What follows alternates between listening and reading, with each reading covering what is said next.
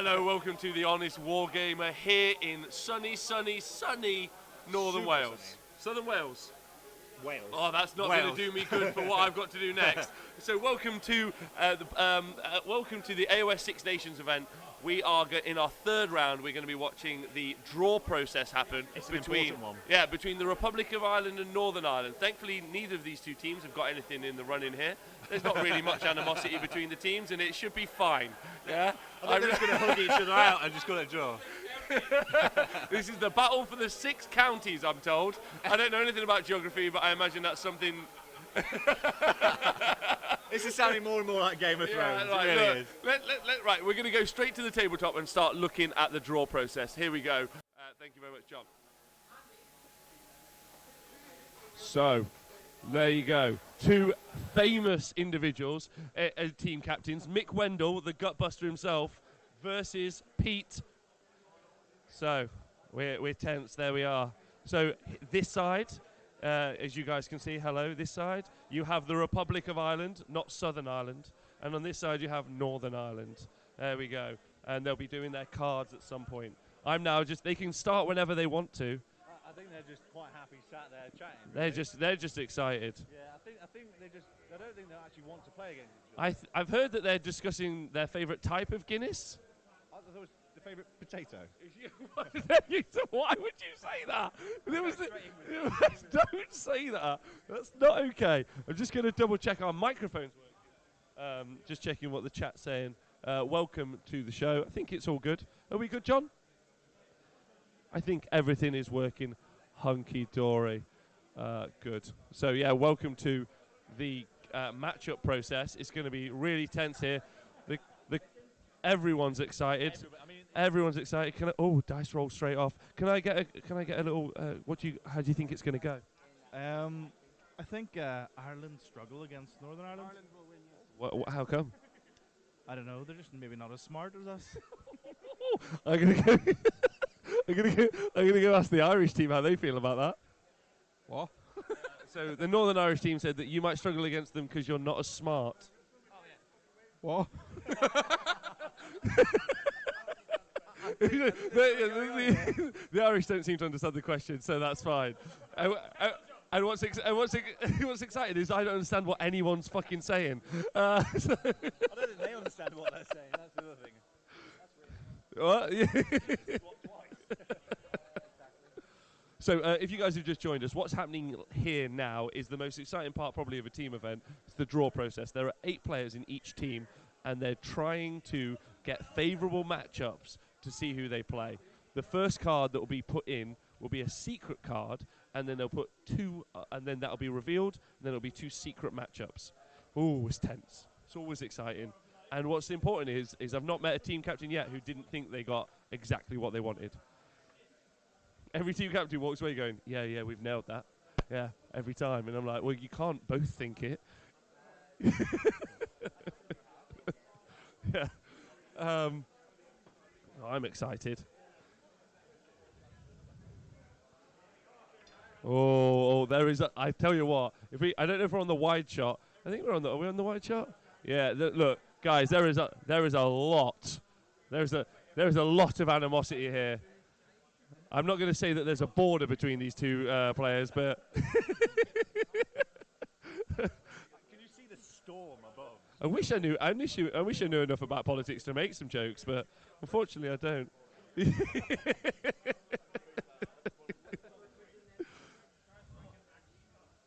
So the first battle plan is Star Strike with Ireland are straight in, so Star Strike is going to be the battle plan. There we go. Oh, they will not be intimidated. They're not going to be intimidated. It's so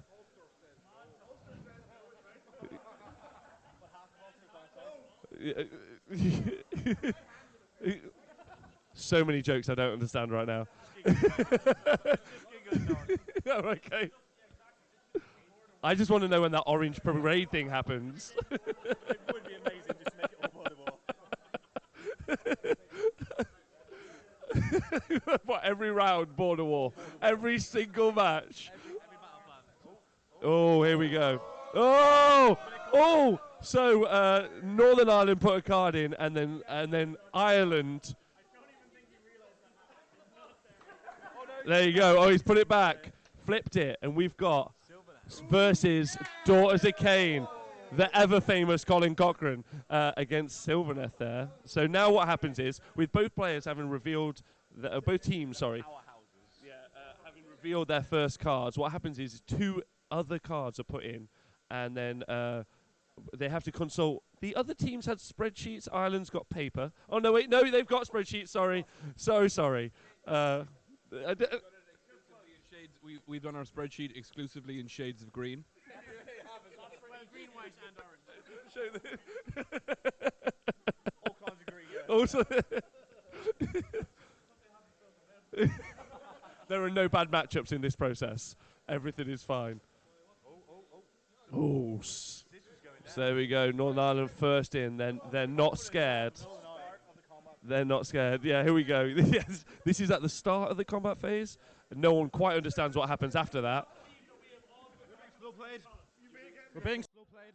Slow played on the decision making. So apparently they think they've all got good matchups against Colin Cochrane with his Daughters of Cain. Okay, all right, that's interesting. So the choices are Khorne and Beasts of Chaos against Daughters of Cain. Oh, so it's Sylvaneth versus Death. No, Sylvaneth. Legion of Blood or Deepkin. So Deepkin and Legion of Blood against Sylvaneth. So in this process, what happens is the teams have to choose who they want to match up. So who do they want to match against Daughters of Cain, and who do they want to match up against?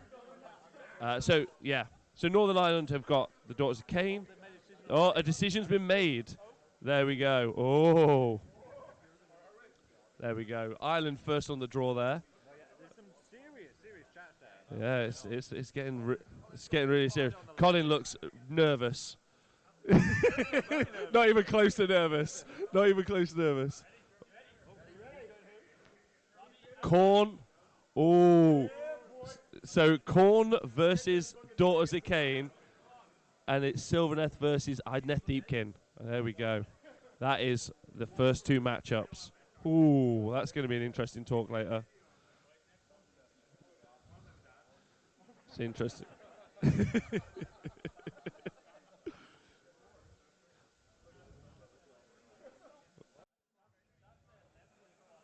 So next up is a new battle plan. New battle plan's being placed out. There we go. So it's battle for the pass. So the players are putting in factions that they think might be good at this, or maybe bad, to throw someone under the bus. I don't think they really know. So I think they know. That's rude. I've just heard. I think they just think they don't have any bad matchups. Everything on their spreadsheet is green, which normally indicates good. Yeah, I think they've decided between all of them, they just win always. Yeah. And we're going to win the tournament, and that's it. Just don't argue about it. Easy means. How have you guys done for the past 2 years? Fantastic, of course. Of course, we didn't have me back then, and I'm just playing the most point-and-click army in the game, so auto-win feck. I have a fine collection of spoons. Oh, here we go. So Ireland have put in Flesh Eater Courts.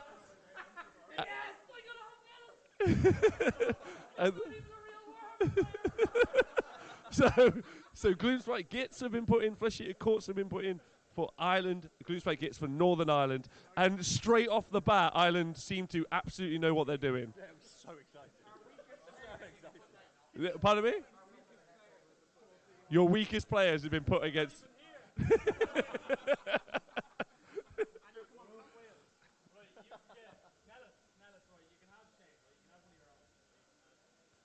Ooh.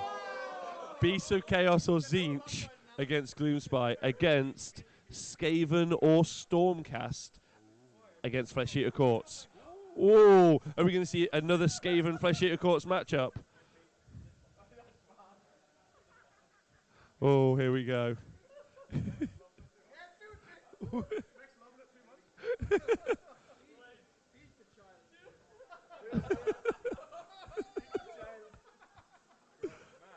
just watch this all day.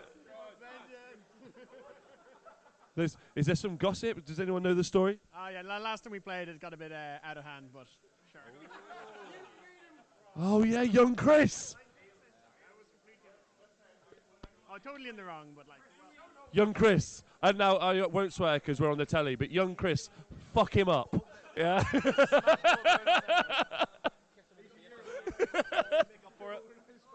I think Kane should kiss underage Chris on the face and live stream to make up for it. Right.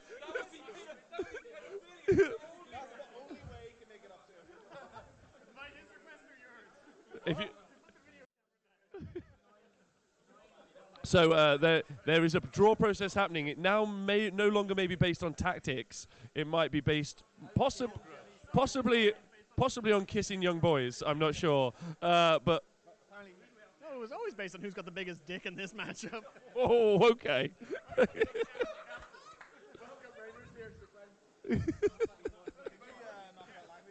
Yeah, can we? Yeah, there's kids watching. If you, we've got a chat. We got you. Don't worry, you're safe. Probably. Okay, so Stormcast versus Flesh Eater Courts.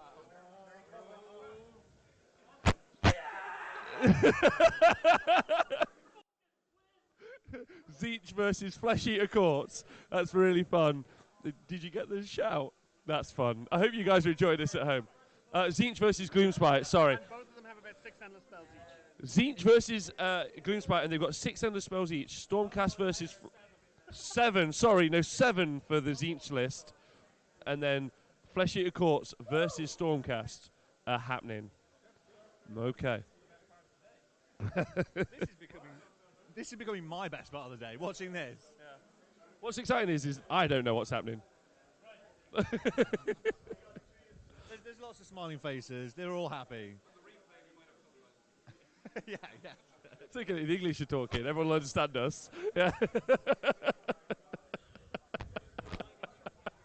I'm so sorry. I didn't want to say that. But I had to.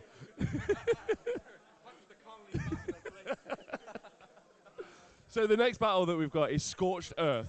A pretty cool scenario. It benefits Horde armies, but we'll see what the guys decide to put out. What do you think? Well, I think it stretches some of the powerhouses like Daughters of Cain, Beck, Skaven. It really stretches them wide. So here we go. So Ireland not stressed. They're straight in there. Pete's. No, not anymore. Oh no. Okay. Some second thoughts. No, it's in. Mick's a decision maker. He doesn't take shit from no one. I am slightly disappointed with Mick. Oh, Pete! No, Pete's straight in. He knows. Here we go. Here we go. The flip's happening. Oh, Northern Ireland has put in Flesh Eater Courts and Northern Ireland, real Ireland. No, it's put in Beast of Chaos. I don't know what to say. This is. You're just wrong. However, the next Warhammer event will be filmed in the Gaza Strip, so.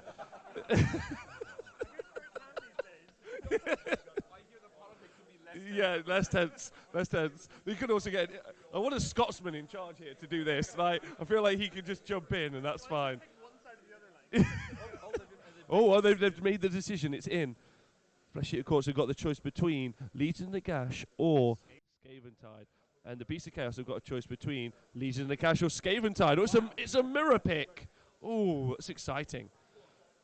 This is not going to go well for some people, I don't think.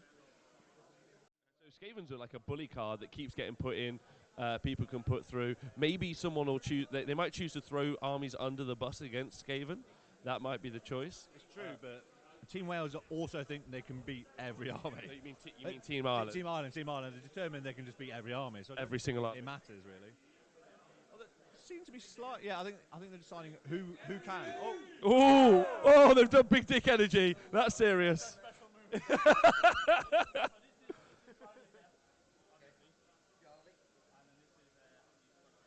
Well, so to finish it off, Daughters of Cain are going to be playing against Skaven on Duality of Death, and then Sylvaneth are going to be playing against Skaven on Duality of Death. So Skaven playing twice on Duality, then Flesh Eater Courts playing against Legions of Nagash, and Beasts of Chaos playing against Legions of Nagash. Oh, there we go. There we go. All right. Well, that's the whole draw process done. The captains did well. Let's find out from the Irish team captain how we think he did. Fucking awesome. Sorry. Awful. We'll find out from the Northern Irish team captain how he thinks he did. We'd have been happy playing at random, so either way. Oh my God. Oh, who? Zanj? Thank you so much for donating $100 while you watch the Irish pick who they were going to play. That's exciting and awesome. Thank you. That's great news. You guys are wonderful. I hope you enjoyed the draw process. It's really exciting, really odd, but a really, really fun thing to see. Let's go, John. Leave on there for a sec. Are they on? Oh, thank you, Zanj. Right, so Simon, welcome back. Hello. There you can see the look, those guys were just a barrel of laughs, weren't they? I think it's more about grudges and pride rather than matchup. If you want to go play some fun Warhammer, I'd probably head straight over to Ireland, realistically. Those guys are a bunch of laughs. Legends. Yeah, and also go over there while you still can, because with Brexit, who knows if planes will even work. Well, yeah. So it's just an exciting time all around. Might just get boarded out. Yeah. Hello, LLV in the chat. Hope you're good. Right, so let's start talking Warhammer, John. Let's bring it back. Do we have the match? You've got the matchups already? There was a bit of a mess up on one of them, but I think he's got it sorted, I hope. Okay. Maybe not. It's back to us. Welcome back, crew. This is me and hello. my Welcome, co-host, everyone. Simon Eccles, arguably the worst player at Warhammer in the world, but weirdly 10th best in the UK. Yeah, I know. So that just basically means that the UK are really terrible, really, at Warhammer. Yeah. If I can get up there, then anyone can get up there. Yeah. So welcome back. So this is going to be coverage of a match between Northern Ireland and Ireland. So the way this works is you have the group. You have a group. Yeah. Yeah. Sorry, a round. You have a round, which is made up of 3 matches. 4. So, 3. Oh yeah, sorry, yeah, 3. Yeah. It's made up of 3 matches, and then each match is made up of 8 games. Okay. Right. So we covered England versus Scotland in the first one. We did. And then we covered Wales versus Sweden in the second one. We did. And now we're covering Ireland versus Northern Ireland. The Republic. The Republic versus the North. Yeah. Yeah, this is Game of Thrones all over. Or Star Wars. You've got but you've got the Northmen, the Wildlings versus the Southerners. The Lannisters. Yeah. Paul Bastian says Upper North. AD Max says also shut up Speckles. Which is now, by the way, when you ever see Speckles on the stream, is the thing you need to type in the chat. Well, I think good old shut up Speckles. I'm going to get AD a t-shirt that says shut up Speckles on it. I generally think AD just can't type anything else. He just copied it and he just clicked, because the arthritis in his hands, he's just pasting it. As that just seems to be the same thing he's using. Are you trying to tell us something? Are you hurt? Are you injured? Have you fallen over? Press that pendant alarm and somebody will come and help you, AD. Yeah, so I think we updated the title of the show, right? All right, sweet. So let us know. So the first thing we're going to do before we go into talking about these games is we're going to give you a round update from round 2. John, I think you've got that for us. 2 seconds and then we got it. Yes, stop. Just ring him later. Yeah, I'll give him a bell, yeah. So I'll send the carers round. This is what the tournament looks like at the end of round 2. Northern Ireland are at the top. Yeah, they are currently only 7 points ahead of England. Wow, is that it? 7 points ahead. Zandershan says, so Denmark here feels left out. How can we join you next year? So if you follow AoS 6 on Twitter and message them, I'm sure we can expand it out, right? Yeah, I think the 6 nations become the 50 nations. 8 nations. 50. To the 50 nations. Yeah, why not? Let's max it out. But we're going to max it the hell out. It would be nice when you just go, oh, I'm going for a tournament, where are you going? Oh, I'm just going to go to the Caribbean, or I'm going to go to Colombia. Yeah. It'd be nice. I mean, Well, let's get the Colombians playing. yes, Please yes. and thank you. LOV they spent 100 years getting treaties, and here goes AoS getting Northern Ireland and the Republic of Ireland fighting again. They're only telling jokes to each other, by the way, and there were some pretty solid jokes. So yes, Anderson, drop us a message. So, Northern Ireland potentially looking to win the event, but they know at some point they have to play England. Yes, that will be a big decision. In second place, there they are. They're only 7 points behind, and this is what's pretty key about this. They could potentially take out the tournament like they have done for the past 2 years. They are rock'em sock'em robots of Age of Sigmar smashing. That's an impressive title. Yeah, well, yeah, it absolutely That's is. a title they need to take forever on their t-shirts. The Rock'em Sock'em.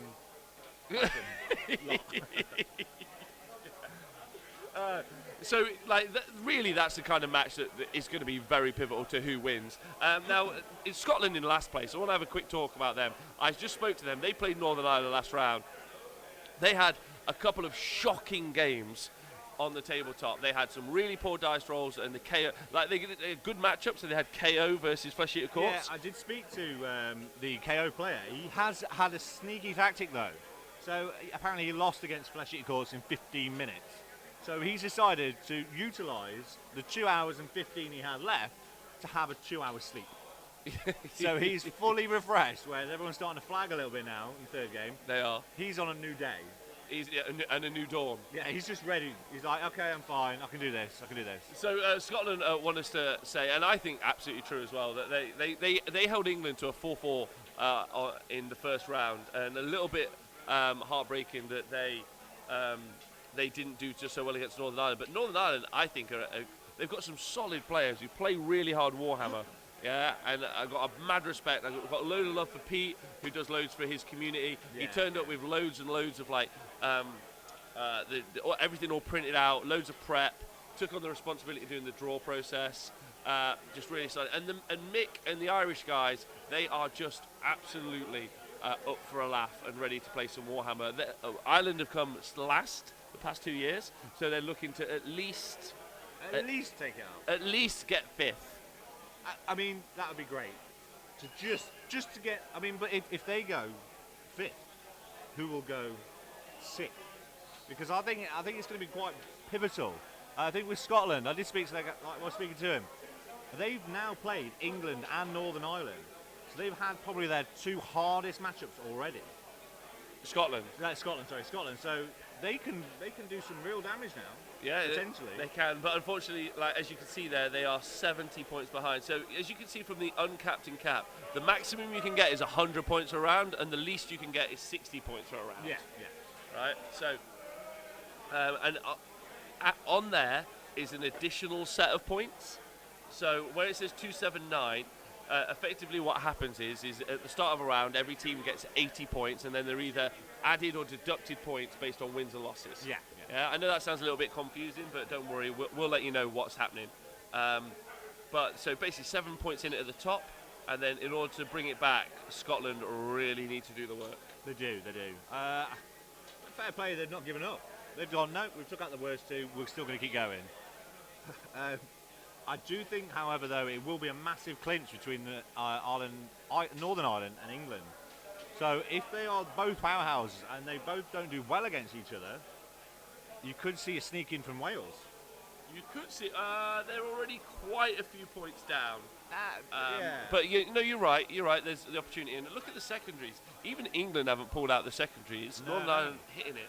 So listen, while the Irish are battling out against each other, and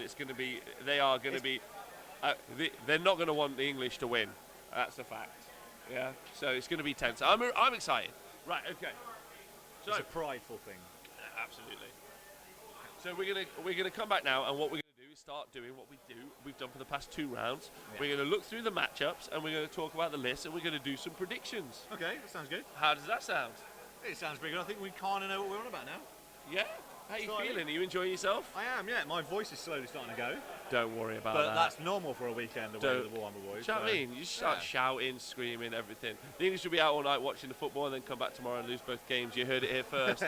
Ooh. Yeah, there was a bit of an upset this morning because it started a little bit late, which might just about hop in with the football match. Yeah. For those people that actually give any shits about the football.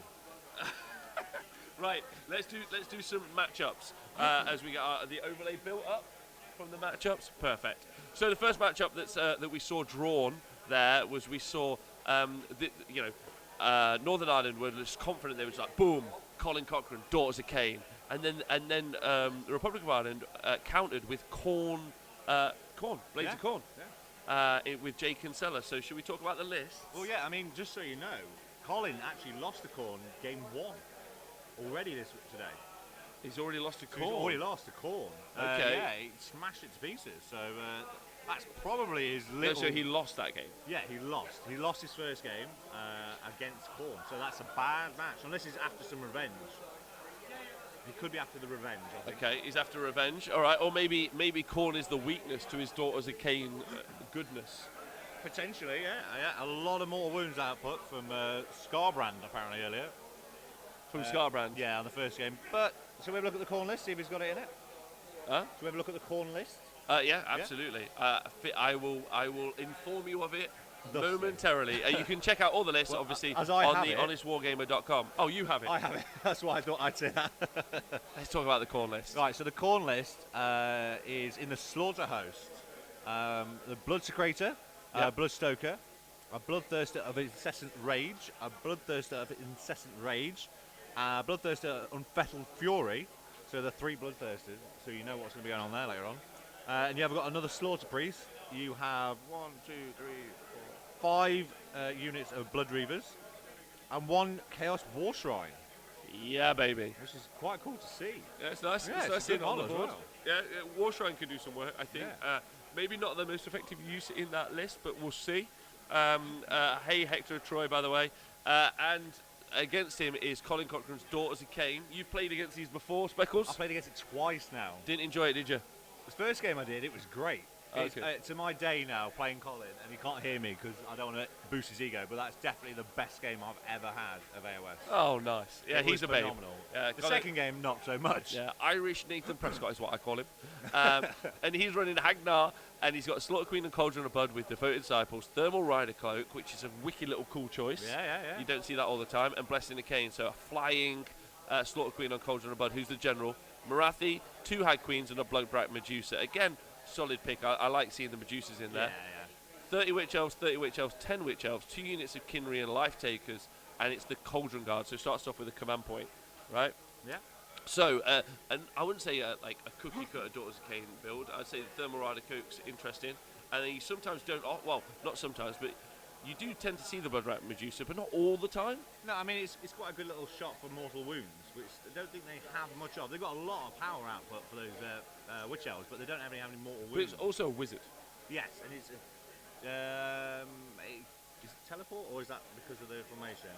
I'm starting to lose on now what Daughters of Cain are doing. Don't worry They just about got it. everything. The big question is, what do the Twitch chat and what do you, Speckles, think could potentially, who do you think could win that, Corn or Daughters of Cain? I don't know. I mean, And do you having- think it was a good matchup? it's a really good matchup. Okay. I think it's a solid match between the pair of them, but I played Colin, and he's a really good player. He might actually get to see him, the Irish Nathan Prescott. I think it could go down to Colin. Zanji's picking Daughters of Cain. I think that's a solid shout. Yeah. Daughters of Cain, we do have some stats, which will bring you, but we'll wait until the table's filled in there to do the stat output. But the stats will also guess. Okay. Yeah. So you're going for Daughters of Cain? Yeah, I think Colin's a really good player, and he can do a lot. So Strength Hammer saying Daughters of Cain will take it. Daughters of Cain. I think I'm going to go for Daughters of Cain. So that's an across-the-board judgment for Daughters of Cain. Wow. There we go. I think that's the first time both Speckles, the Twitch chat, and me have been in agreement. No, I think we did before. We did before we Disciples of Zinch, and we were all wrong. lost. We were all wrong. We were all wrong in the last round. Yeah. Yeah. AnyMac JD said that Colin is the nicest player. He is He one is, that, he yeah, is. he's fucking radical. He's a bit close though, so I'll give him some smack talk across the way. Yeah, he's a lovely fella. Right, so matchup 2. Yeah, you ready for this? Yeah. Let's see what's going on. Matchup 2, we have Sylvaneth. So that was not. Yes. So you've got Ineth Deepkin versus Sylvaneth. Yeah. Difficult matchups. Huh? Difficult matchups. Yes, absolutely. What do you think about? Should we look at the lists? Yeah, let's have a look. Let's have a look. Okay. The Republic of Ireland. They're Sylvaneth. Sylvaneth. Right, let's go.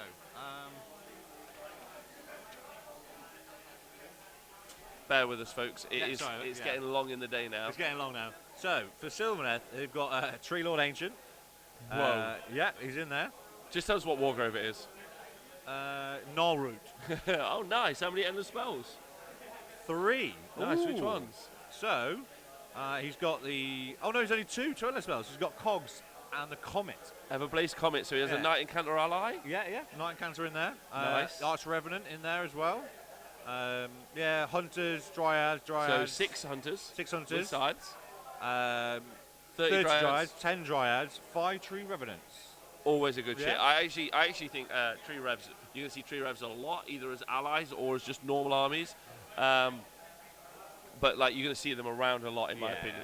Yeah. They are really, really good. Oh, Hook and Pin, thank you for donating the 245 bits for coming on. Wales have already. They're playing right now. Wales are up against Sweden, I think. No, that's who they just played. Oh no, just watched that one. sorry. Wales are up against. Who are they up against? Oh, Wales are up against England. England. Oh. The grudge match that I don't think anyone cares about. No, I no. don't think Wales and England have had much to do with each other for many a year. I don't think. Yeah, and also, and what's really important is Wales is really the feeder team for the English team. Well, yeah, it's passed over. So this is like the rookies playing against the pros. So the Sunday League football versus the Premier League football. Exactly. So So what let's keep Sylvaneth talking playing about against? this. Sylvaneth are playing against Idoneth Deepkin. Now they're Dom Hine, is their enclave. They've got the Achillean King, whose trait is born from agony. He's got the Ethereal Amulet, which is a nice choice. You don't see that all the Not time. normally. 2 Ishran Skull Scryers, 12 Achillean Morsar Guard, Wow. 6 Achillean Morsar Guard, 6 more Achillean Morsar Guard, and 10 Namarti Thralls. Then as allies, which again another cool choice, 2 units of 10 Eternal Guard, straight on the nose at 2,000 points. Wow. Okay, that's a bit different. Yeah. I mean, the Eternal Guards are good, but then they're not going to benefit from any of the Deepkin abilities. Oh, they don't need to. Like, so they sit in cover. Yeah. They get bonuses for their saves for that, and they're just going to be really tough to take out, realistically. And they're nice. And what you tend to find with the Idoneth army is, because you would be paying more points if you, like, for instance, the Namarti Thralls. Yeah. You'd be paying more points to put less wounds on you'd be paying more points anyway to put them on an objective at the back of the board. And the way the whole Idoneth army works is it just whomps forward. It needs to get into combat and needs to start hitting things when it's the tide turn. Yeah, when it wants to, Yeah, right? well, Which yeah. means it can't protect back to objectives. So things like summoned units, Yeah. heart renders. There's a bunch of things that really do struggle. So that do cause issues for the Idoneth army. Yeah. So having a couple of units that are just going to stick on the backboard, stop deep striking, hold objectives, not a bad call at all, in my opinion. No. I mean, I think Deepkin will probably do this. I think I'm going to go with Deepkin. That massive block of 12 eels. Horrific amount of damage. And Sylvaneth do not like mortal wounds at all. They don't like mortal wounds at all. No, They no. also fly as well, so they can Yeah. get past the trees. All right, sweet. We'll to make it a little bit easier for you guys to see. Oh, Reflex Dog Training Painting, thank you very much. Thank you. Keep up the great work. We're trying. Also, Zandershan, if you just message the Honest Wargamer Facebook page, I would love to do an interview and find out more about the Danish tournament scene and find out what's going on over That'd be there. quite cool. Yeah, it'd be very, Yeah. very cool. I'm all about the T-sports, so I'm all about you guys playing tabletop Warhammer and then just telling us about it. It's basically what I want to do all day, every day. It's a good day. It's a fucking good day. It's Yeah. a great day. All right, go for it. Press that button. We pressed it. He's pressed it. So there you go. There you can see the English and Welsh team lined up. So we were just talking about matchup 2, Sylvaneth versus Idoneth Deepkin. I would say that is a good matchup. Wow, interesting. How do I feel about that? What's your thoughts, Speckles? And Twitch chat, what do you guys think? What's your prediction? I still think, Deepkin, to be honest. I think having Why? the 12 eels, Why? the mortal wounds, Tell me why. the speed. I don't know how many drops there are. Obviously, some of them are going to be ones going to be put in the woods everywhere, but having the ability to shut those eels wherever they want because they're going to be off the board. unless they've got enough woods to take all of it, it's going to be fine. Yeah, I've got faith in the Deepkin. You've got faith in the deep. Faith in the Deepkin, yeah. Okay. Man. If only Sylvaneth had a new battle tome. Yeah, If only they had something new they could read and they'd feel great about. yeah, I would really look. This is a tough one to call realistically because that's why I've gone and asked John to go find out what battle plan they're playing because I think that's going to be pretty Pivotal. important. Yeah, Oh, very yeah. pivotal. I'd say for me on paper, Sylvaneth have got so much control turn one that they can decide what to do. So it comes down to deployment because if Ideth probably won't keep units off the board because they won't want to get screened out, and in that case, the Sylvaneth don't really have the output to knock stuff off. So if the Ideth for some weird reason decide to deploy off the board, they can get screened out. But if not for that, I don't think the Sylvaneth have the punch that the Ideth have. No, I mean, and as you said before, they've got the Eternal Guards, which will be there for cover or blocking as a screen before, because the eels fly, they can just jump straight over the top of them, and they're ridiculously fast. I think you're right. We just got an interesting statistic being thrown at us. Wow, that is impressive. Social. So we just heard from the Gloomspite players Gits list from Ireland that he actually has played. He has. I think between the two of them, Yeah, he's actually played 36 endless spells this weekend alone. that's bonkers. That's so many spells in three games. in 3 games. It's craziness. It's still going on as well. Like game 3 still gets to go. So I agree with you. I think speed is going to be the key here. Idneth have that speed. They've got the option. So depending on the battle plan, I'm going to call it for Idneth as well. Yeah, So, double Idneth. An Idneth choice. You're choosing Idneth as well. Yeah, what does Twitch chat think? What do the Twitch chat think? Is it goldfish or twigs? In a battle between fish and the trees, who will win? So one floats on water, one goes through water. What's so nice is, okay. There we go. Tyrant James, thank you for subscribing. Let's go, Mickey says. I also, in my opinion, what's nice is watching these two armies fight. If these guys save the armies in a couple of generations, they can show children what both fish and trees look like. Quite weird when they send the Leviathan out. Oh look, kids, this is what a turtle looked like. It had 6 fins. Kind of weird turtle is this? So I think we're all voting Sylvaneth. Adequate Wargamer is saying fish. Mr. Sink says I'm building Deep King. Then now I'll go for them. But AD Max says twigs. Hunkambid says twigs. So I think it's a bit of a draw in the chat. Okay. The chat cannot decide. The next one that votes has the decider. Yeah. So let's see what's going to go. Let's see. If anyone's going to vote. Oh, here we go. Oh, Sylvaneth from Heinrad. Sylvaneth to win. Grass types have advantage over water types. He's Heinrad using Pokemon knowledge there. And I love the fact that he was the decider in this chat as well. Yeah, absolutely, yeah. The best daughter game player in the world. So then the Twitch chat is picking Sylvaneth against both mine and Speckle's prediction. Yeah. Sweet potatoes. Thank you very much, John. I'm almost certain, John, that the countries are wrong. Northern Ireland, you need to swap them over. But worth checking. Yeah. So the scenario that they're going to be playing as well, scenario 2, is battle for the pass. Yes. Battle of the pass. So I think that helps Idneth even more. Yeah, massively. Right, round 3. Flesh Eater Courts versus Stormcast Eternals. This is basically a rabid cat with somebody opening a tin of tuna, basically. So this is young Chris, and the up-and-comer Bless from him. Northern Ireland. Bless him. Yeah, let's just double-check that. I'm almost certain that's right. Yeah, it is. Yeah? Yeah. Yeah, that's right. Yeah. So he's up against... So let's quickly talk about the Flesh Eater Courts list that you like. Flesh Eater Courts list. So, we have, by any chance, anybody guessing in the chat what the battalion will be before I get to it? We have the Borant Ghoul King on Terrorgeist. And he's got the Eve Court brooch, and it's on the general, which is quite a weird one to see. He's got Ghoul King on Terrorgeist again. He's got an Arch Regent. He's got Ghoul King and a Cryptgeist Courtier. 3 units of Ghoul King, 10 ghouls. A Corpse Cart again, another Corpse Cart. The Corpse Cart meta. This is the meta for Corpse Cart. That's the third. Welcome to the Corpse Cart meta, everyone. The best chariot in Age of Sigmar is now the most useful thing inside of a Flesh Eater Corpse army because of its pluses to cast if you haven't already seen. Any army, because it's awesome. Pardon me? It's just awesome, so any army that has one is awesome. Agreed. Yeah. Agreed. So when we were over for Paul Bastian's event, when I was over for Paul Bastian's event, over in Northern Ireland, lovely event, lovely place, and I'm sure there are more of them coming soon. I know that there are, but I'm being rude and not remembering. I'm very sorry. I couldn't remember my own name earlier, so that's true. It's been a while. But you've got Kane versus Chris. They had a bit of a run-in.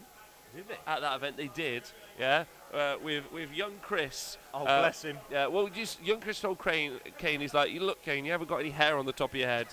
You look like an egg. Yeah. Well, he's come back fighting this year because he's grown it, instead of it on his head, on his chin. He has. Yeah. And so just to show off. What's nice is all of both of the team captains knew that would be not a controversial pick, but nice to put them against each other again, and so they're doing it. Well, yeah, why not? I think that's actually really cool. Yeah. I think it shows that we're all about building bridges and healing rifts here.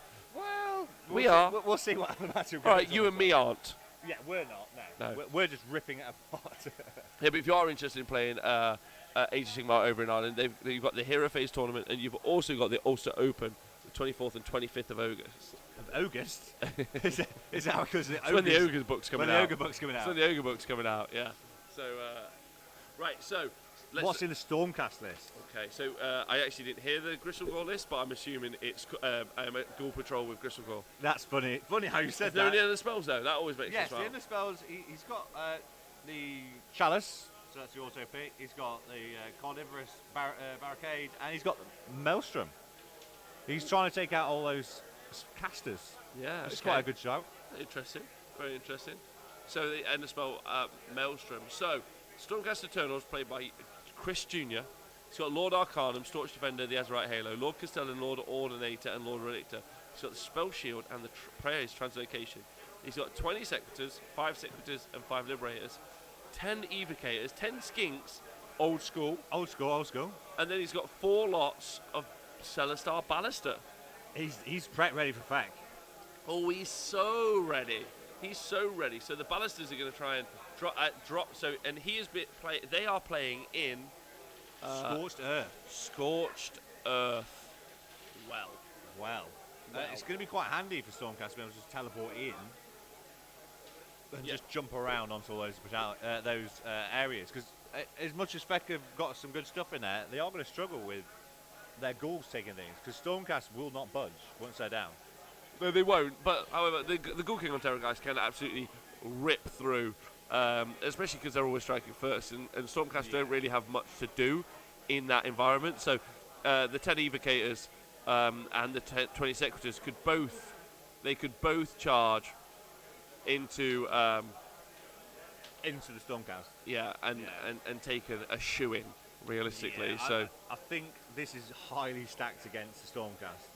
I think so, but they do have the ballistas to do the work. Yeah, if they can get those ballistas down where they need them, it depends whether he deploys them or brings them in the sky. It's all about shooting.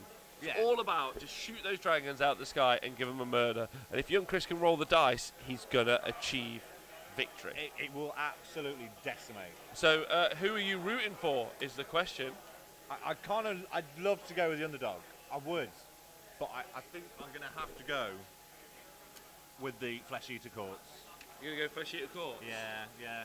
Unless those ballistas can rip through the 2 dragons, I think Flesh Eater Courts are going to do it. Okay. I'm gonna vote for young Chris. Young Chris. And I'm going to go Stormcast. That's a heart choice, not a head choice. Yeah. I do want. My heart says Stormcast. Well, it's divided.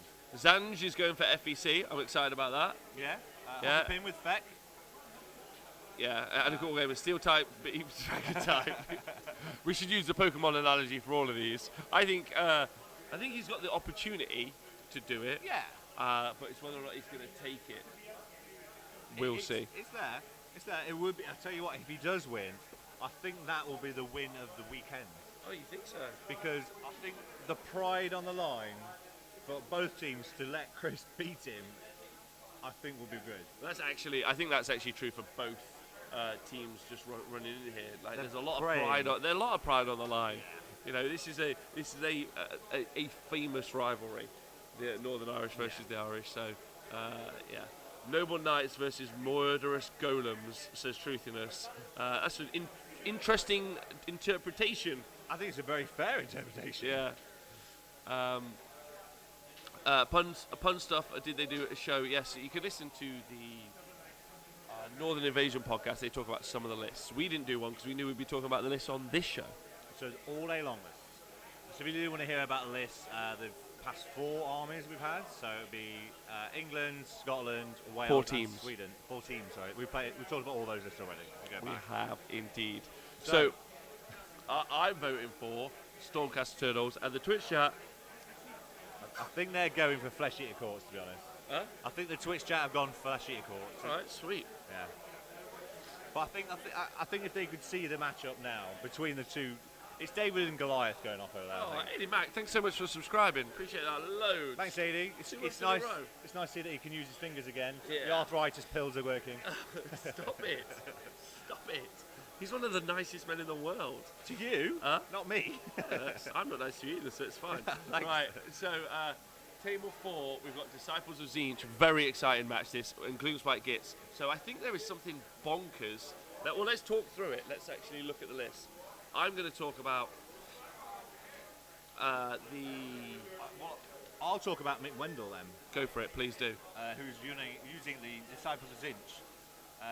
He has Lord of Change, Herald of Zinch, and a Blue Scribe. Blue Scribe we don't really see. But Blue Scribes are about. Yeah, they're a thing. Yeah. You got 10 pink horrors, 10 pink horrors, 10 pink horrors, 10 blue horrors, 2 units of 3 screamers. Okay. The change Also a host. really good pick. Yeah, and then Yes, here's change host. the power, not the change Yes, host. change host. Yes, I'm very excited. It's the power now isn't from all the auto 6s, whatever they choose. It's the spells and the mass amount he's got. So he's got the Pendulum, the Bellwind, Geminids, Palisades, Shackles, Gravetide, and the Umbral Spell Portal. Yeah, baby. Yeah, baby. Yeah, Spells for baby. days. Let me tell you. So, if you go back and watch the Bobo coverage, you can see a fairly similar-ish list operating in one of our matches. Arguably, in my opinion, one of the most exciting lists to come out of Bobo. I'm really loving the change host. I mean, it's something I want to run. It could it doubles the amount of points it gets through summoning from fate points. Yeah, it just kicks out blues and blue horrors and pink horrors all day long, and then brims eventually. There's board control, there's magic output. It's just going to nuke stuff from mortal wounds. Really, really solid. Unfortunately, they're up against a fairly good anti-magic army, and also an army that doesn't really care too much about elite damage that mortal wounds normally do. No. Because they have. However, is the Gaunt Summoner in that list? He's not. Oh, they'd love a good old Gaunt Summoner in that list. They would, well. For the horde killing potential of Summon killing. one? No. No? I don't think so, but I'll check. Yeah. But the Gloomspike Gitz list that we're looking at here has also got a bunch of cool stuff. So, Scragrot the Loon King, Loon Boss on Mangler Squig with the Clammy Cow, Web Spinner Shaman, and 2 Fungoid Cave Shaman. So, there's a lot of casting comes out of the Gloomspike Gitz as well. Massive. 20 shooters, 40 stabbers, another 40 stabbers. Then you got 10 Boingrot Bounders, 6 Sneaky Snufflers, and 5 Loom Smasher Fanatics. And then Endless Spells, 8th the Void Pendulum, Prismatic Palisade, Scuttle Tide, and this is very, very important, the Malevolent Moon. This is going to be bonkers. I don't think the armies are going to do anything. I think it's all about the in-between stage with these spells going through. Priority phase. The priority phase. Where there's going to be endless spells moved around for days. I am liking the fact that these pendulums could just nuke each other. If you balance, put them in line with each other, they will just stop dead. Oh, Zandershan, thank you for subscribing. Thank you to everyone on Patreon and Twitch who subscribes and supports us so we can do the show like this. I appreciate that you guys subscribe. But I also appreciate that you guys are tuning in. Obviously, the world's first team event coverage. So this is us having a crack at it. I'm sure we'll learn some lessons, but I appreciate you all watching and tuning in because, you know, we're all learning together. Yeah, and thank you for having me on. Oh, Speckles, you're doing great. And there's John in the chat. If you guys look, there's a link to you can go and watch that game between the change host play on the tabletop. Yeah. Yeah. That's really good. All right, who's next? Oh, no, hold on. We need our predictions. Who do we think is going to win? Oh, so I don't know. I'd love to side with Mick Windle. I really, really want to side with him, but he has not gone with his normal choice. He has gone in the face of his ogres. He knows deep down he should have took his ogres, and he's decided no. He will take the change host. Oh, Mr. Sinky, thanks for donating 100 bits for Speckles doing so well. Thank you very much. I'm going for change host because I fucking love that list. It is a good list. However, the thing that we haven't talked about when we talk about it as a matchup, the Malevolent Moon is a really solid pick. Yes. It's an anti-magic, anti-cast, and it can be dropped into the Tzeentchian army and really do some work. It's really good. Arguably, it's even... I think it maybe is better than the Hexgorger Skulls just because of its interactivity and its movement. Yeah, it's fast, isn't it? It's fast. Yeah. Oh, Mr. Sinky actually donated 100 bits, not for Speckles, but for my new hat. Yeah. So yeah, this is Dark Psychic versus Grass type. Absolutely, that's what we're currently seeing. Again, going on our Pokemon analogy. That's a hard matchup in the Pokemon world. I think I'm going to go with the Grots. I'm going to join the Grot crew today. You're joining the Grots? I'm joining the Grots. Okay, well, it's a strange turnaround I've been through in the past few years where I'm rooting for Tzeentch. Well, against the Grots. Especially against Grots, my long-time love. I mean, if Nathan and John were to watch this back, ever, they would not be happy with you. It's mind-blowing. I can't believe I'm at the stage where I'm rooting for Tzeentch. Over the Grots. The dirty, dirty bird bastards. Even Scribbo is looking confused here. Yeah, everyone's confused. If you guys have just joined us, by the way, this is the AoS Six Nations coverage. Thank you for joining us. The world's premier international AoS team coverage. Of the Six Nations? Of any. Of any, yeah. Of any team coverage. I mean, you can't... What's the only one? But huh? It was Blood Ties we did as well. Yeah, but we didn't do it in the same way. Yeah, it's very that was very different. Yeah. Now, Blood Ties is an amazing team event as well, an international team event. You guys should check that out as well. That's teams of 4, though. It's teams of 8. So different format-wise. And I had a team. I was a team captain. Shit went down. We won't talk about that. No, because what we need to do is ask Donal what happened. So I need to quickly find out for Tzeentch or Grots from the chat who you're rooting for. I'm rooting for Tzeentch. Speckles is rooting for Grots. Yes. Who are we voting for? We've got some Grot love here from Mr. Sinks. What else have we got? So far it's just Tzeentch and Grots. Gits. Tzeentch. Oh, wow! There we go. Never in a Twitch stream have I seen people rooting for Tzeentch. I know. Yeah, I know. Everyone's pulling a face. Mixed game. Versus Gits as well. The Donal, the Loon King himself, is looking confused. I think he'll have something to say about that whole process. I think so. Cut to us. Huh? No, not yet. Feel free to do that yourself. Oh dear. Right, we're about to go live. Oh no, my hair's on show. That's fine. We're about to go live to the Loon King himself with the cameraman Andy. What a wonderful man. The TOs, the organisers, the legends, and they're going to take us through the updates from all the tables. Here he is. Good. Hey guys, how's it going? So, it's Northern Ireland, Republic of Ireland. There's many reasons why this is a historic battle. Now, the relationship between Northern Ireland and Republic of Ireland all started back about 1,000 years ago when the English came and invaded Ireland. And then skip forward a few generations, and now we battle in AoS, and that's a thing. Last year, Northern Ireland managed to score 8 major wins and 160 points against Republic of Ireland. So Republic of Ireland are hoping that they'll do better this year, which they might. Probably not, though. So we're going to go through a couple of different matchups. We'll go through the good players of Republic of Ireland. There are none. So we'll do some of the good Northern Irish players, of which there are many. So over here, we have the beautiful, beautiful Chris Caves Jr. Not too beautiful because he's 15, so I can't say anything. And he is playing Stormcast versus Feck. And we know who we want to win there. That's right, Stormcast. I think so. I don't think so. And how are you finding it? Interesting start to the game. Like, they're a shooty army, lots of shooting in this build. And I'm going for a total board domination with just Go Patrol. Basically, he's going to have to put some stuff on the center board, which is what I want, to shoot me. And then because we're in Gur, this is all about getting +2 to your movement and your charges. So everything's a little bit faster in Gur, which suits me as well. But, you know, at the end of the day, he gets those nasty old trebuchets in or ballistas in and picks out the Ghoul Kings. The rest of the army's a little softer than I'd like it to be, so it'll be an interesting game. I think an interesting game and a major win to Chris. Movement 6 ballistas, guys. Movement 6? 4 + 2. Excellent. They're going to come down, smash the Ghoul King, and we will be back to see what's dead soon. Okay, so we have the Gutbuster himself who's running Zinch. How's that going, mate? Going pretty well. Yeah. How many wins? I have 1 win and 1 loss. 19-1 and 119. Okay, and how did you do with Gutbusters at Bobo? 3-2.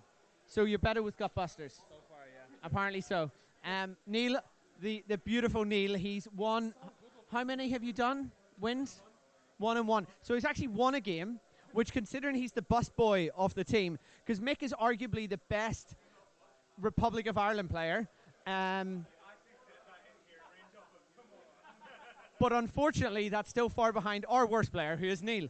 How's the kits coming on? Good. Looking good. Ready to find out what this thing's just make sure you take off all of it. Okay, so we're obviously rooting for the kits. Anyone in the chat who's supporting Zinch, I have disowned, because Mick is a betrayer. He tried to once take Stormcast, he failed miserably and lost, and now he's taking Zinch, failed miserably and lose. Shane, how's it going? Took my first turn, ran in every direction, and then to his turn, so we'll see what happens. Are you worried because Kane's the best player in Northern Ireland? I knew I was getting bust, so yeah, it's fine. At least Shane owns the bus, because he thinks he's getting bust, but the whole entire team is getting bust, except for Mick. Kane, how are you feeling about this? We'll see after turn 1. That means he's won.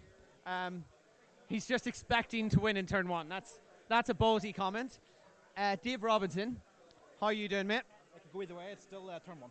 Okay, so turn 1 to Dave. Have you won it yet? I have not. He's not won it. Nathan, how are you feeling about it? Confident of the Irish, guys. If you can't be good, be drunk.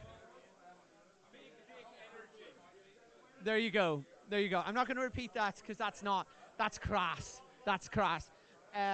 So we'll see how it's going. So I'd call this 3.5 wins for Northern Ireland out of 4.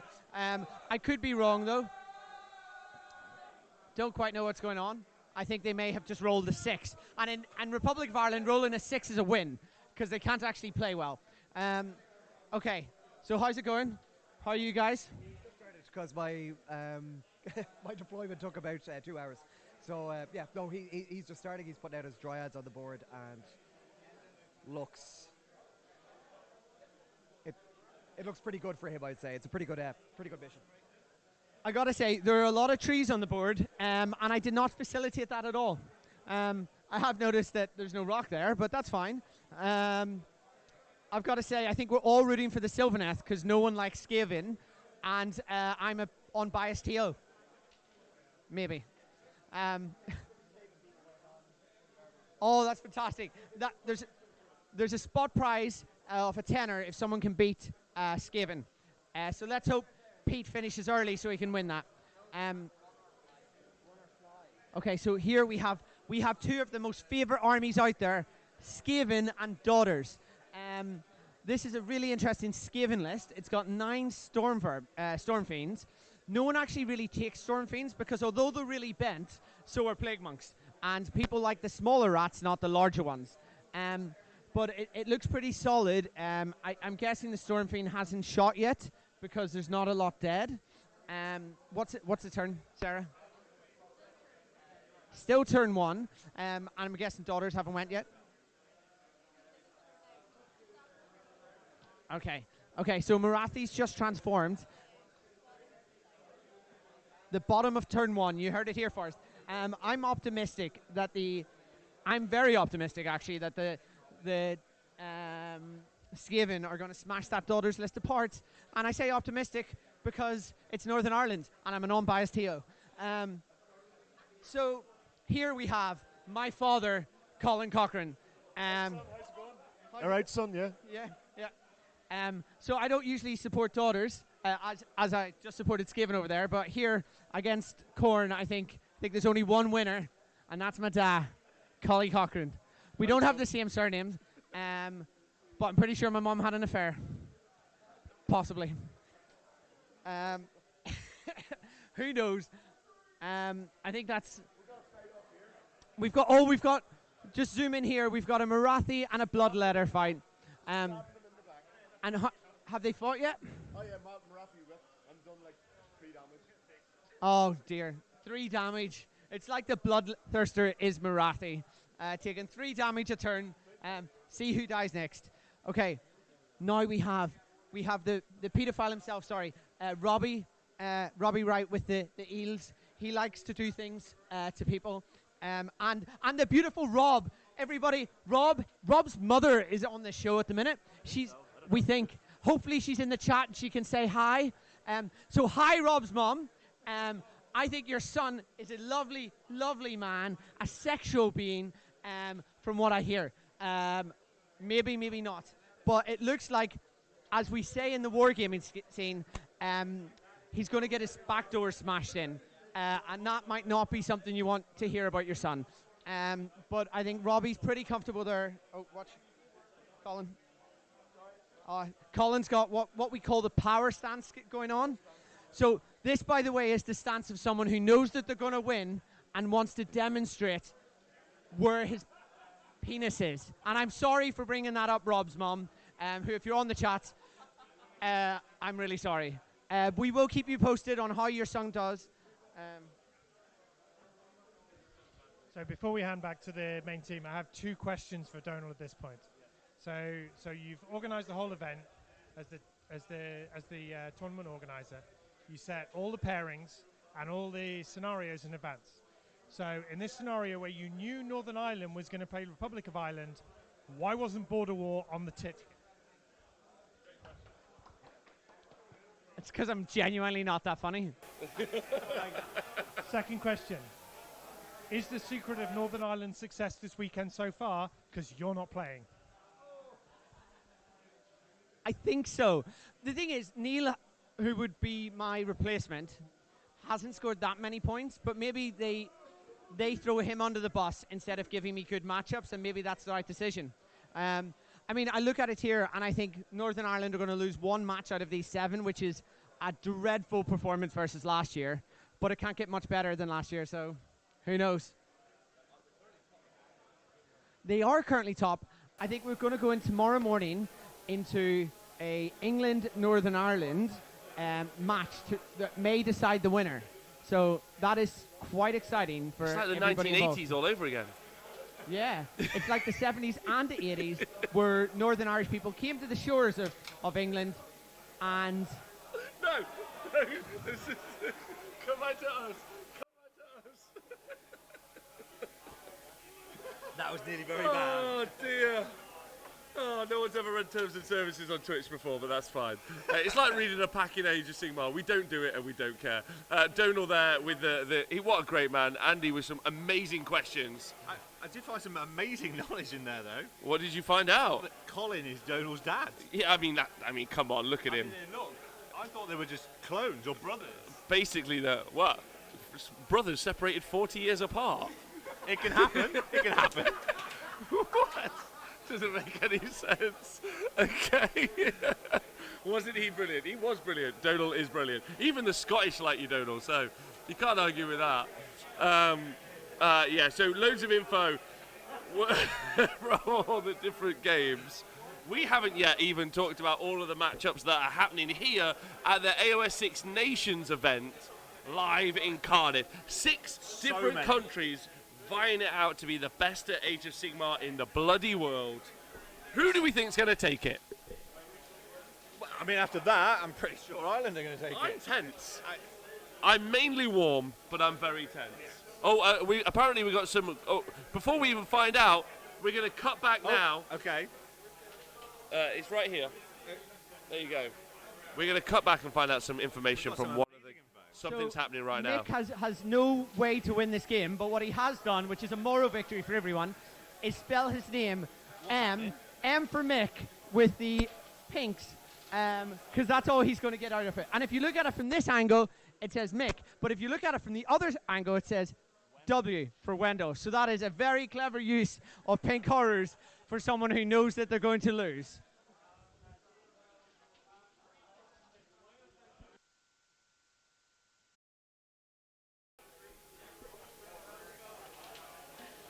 Don't know what happened there, but it sounds exciting.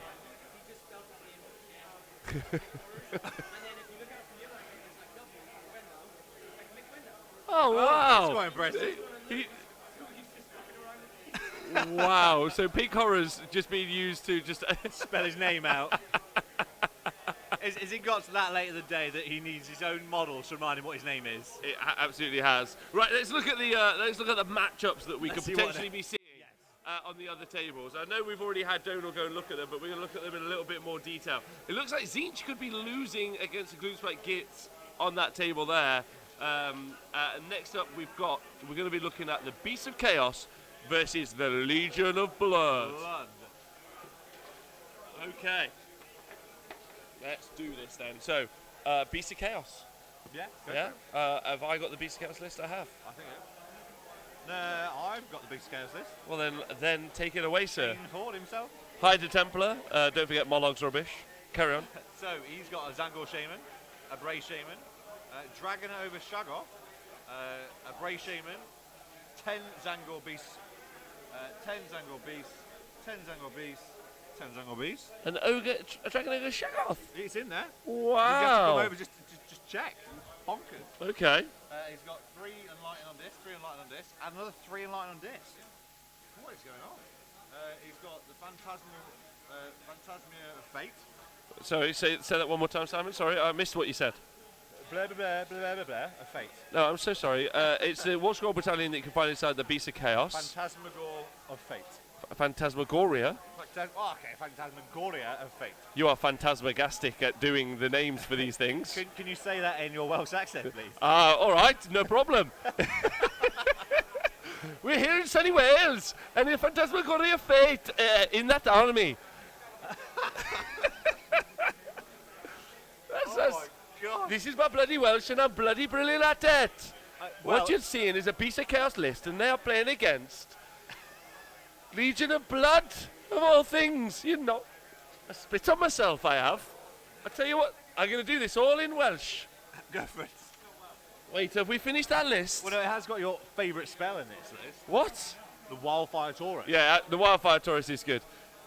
Really, really impressive. And I'm glad it's being used. Especially cool that it can be used inside of a Beast of Chaos army, but you can use it inside a Zinch list or a Slash one. Yeah. All right. Let's hear this lovely Let's Welsh bloody accent do this from one. you, boy. Right, so, Legion of Bloody Blood. All right, it's by David Kane, who's the man who invented the Legion of Blood list. It's his list, David Kane. That sounds a bit like Michael Caine. A bit now. I'm doing it. Right, bloody brilliant. Right, so he's got Neferata, the Mortark of Blood. And then he's got a Vampire Lord on Zombie Dragon.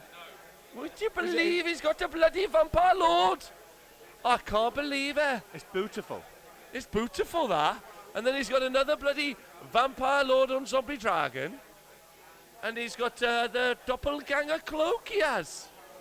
Have you seen? Oh, have you ever used one of those? What? Have you? Eh? I can't actually understand what you're It's saying. really easy to understand. So he's got Vampire Lord Zombie Dragon, and then he's got a Bloodseeker Paladin, and he uses all in a court of Nulamia. I've used You wouldn't this. even. I'm really channeling my inner Postman Pat right here, or the Fireman Sam. Fireman Bloody Sam. Wow. Okay. Wow. What- Okay, so what else is in it? Did you? Sorry, I'm just gonna go. Andy, to tell me that one more time. Ooh, The England. eye has been taken. Yes, England have lost a game there. So there's also 5 direwolves, No, England have won. England won. 5 Maya direwolves, and there's the bloody 10 zombies. So he starts off with 3 command points because he's not used 100 points. And then what he'll do is run across the board and he'll be like, -1 to hit, can't bloody hit me. He'll be like, I'm living in a valley and you're trying to shoot me, you'll never get me, lad. You'll never fucking get me, he says. I can't believe it. I genuinely think you should audition for Gavin and Stacey Christmas special. So, Chukamati, so glad to see you in the chat there. Truthiness says, using the Court of Nulamia, emoji face. Very excited. I'm excited. So, Twitch chat, who do you think is going to win? The Legion of Blood or the Beast of Chaos? Let's talk about it. Legion of Blood want to fight, so do Beast of Chaos. But the Beast of Chaos can make them strike last. But I'm pretty certain that the Legion of Blood have got the advantage in making it so that... So they add more attacks from that Palanquin as well. What? Every time... So what's that you say? I don't even know what accents are responding on this one. So the Palanquin, I'm sure if I'm correct, so if a vampire kills a hero... They could do some healing. It also adds +1 attack. Yes, true, yeah. So that Vampire Lord with the -3 rend on it, with 3 damage on it. Yeah, he's got that half out of the dimensional blade. So there's 3 damage on the charge, and he could keep adding a beautiful amount of attacks to that thing. A beautiful amount of attacks! We're just going to go Oh, bloody hell! full Welsh between the pair Oh, of when us. the pair of us will be able to do the whole thing. It's... We can do it. Right, so I reckon, who do you think's going to win Twitch chat? Is it going to be Legion of Blood? Or is it going to be the Beast of Chaos? Tell me who you're voting for. I get so close to the mic, and I'm about to say something in You're Welsh. quite good at the bloody Welsh. I'm quite good at Welsh, You're yes. bloody Welsh.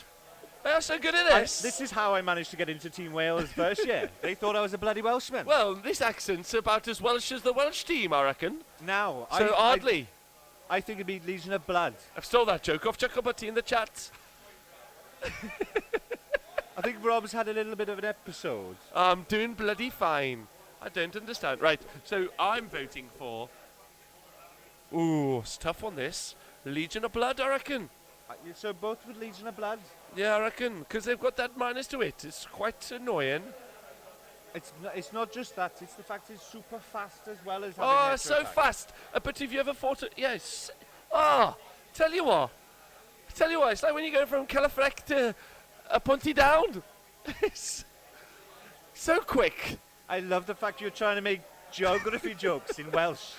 Pointy feared. Right, Elka Rob votes for Red Bang Tidy.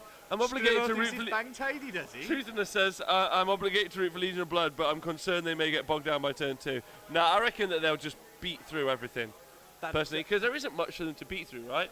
So when they're hitting those heroes, they're going to smash them right off. Yeah, but they'll smash off those Enlightened as well. They're not enough for them. No, it's not little Nowhere units. near enough for them.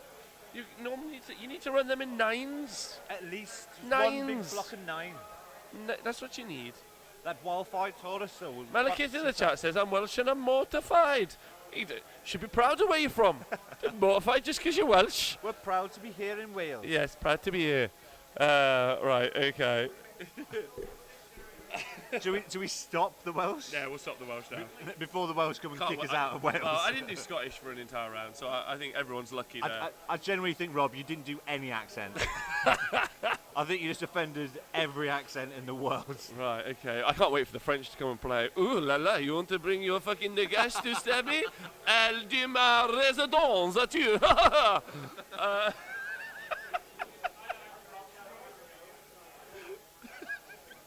Right, the problem when he's had Who are you actual voting sugar. for? Legion of Blood.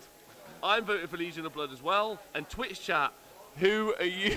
Well, AD Max trying to say Murdy for some bizarre reason. Murdy? Yeah. Oh, I know, but it's in his accent from up north. It's Murdy. Right.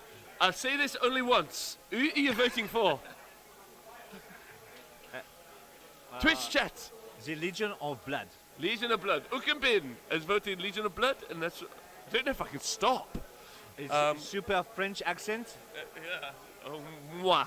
Right, Joel Plong, thank you very much for following us. I don't know why you would after that. I think we just lost a lot of viewers. Yeah, a lot of people just like, fuck you, this is shit. Right. So, next up, we're going to be looking at Legion of Sacrament versus the Flesh Eater Courts. Ooh. So, these are both of my armies. I can't do Italian. Does anyone give me... What does Italian sound like? It's me, Mario. It's, okay. I'll do a Legion of Sacrament. No, that is definitely not Italian. This is Italiano. No, I won't do it. I'm just going to do it in English. Yeah. Right, let's get on with it. Right, Legion of... No, German accent. No. I wish they'd give us some drinks. Right, wait, you've got Legion of Sacrament on yours list. Yes, I've got Legion of Sacrament. Ooh, okay. So, right, so what is in this Legion of Sacrament list? Well, it's not normally a Sacrament list, because, for one, Arcan's not in it. So okay, very interesting. Bold going choice, with that Cotton. Let's see if it works out for them. So, he's got a Guardian of Souls with a Nightmare Lantern. Yes! Nightmare Lantern. That's fine. I still like the normal Guardian of Souls. He's got a Necromancer. He's got a Vampire Lord.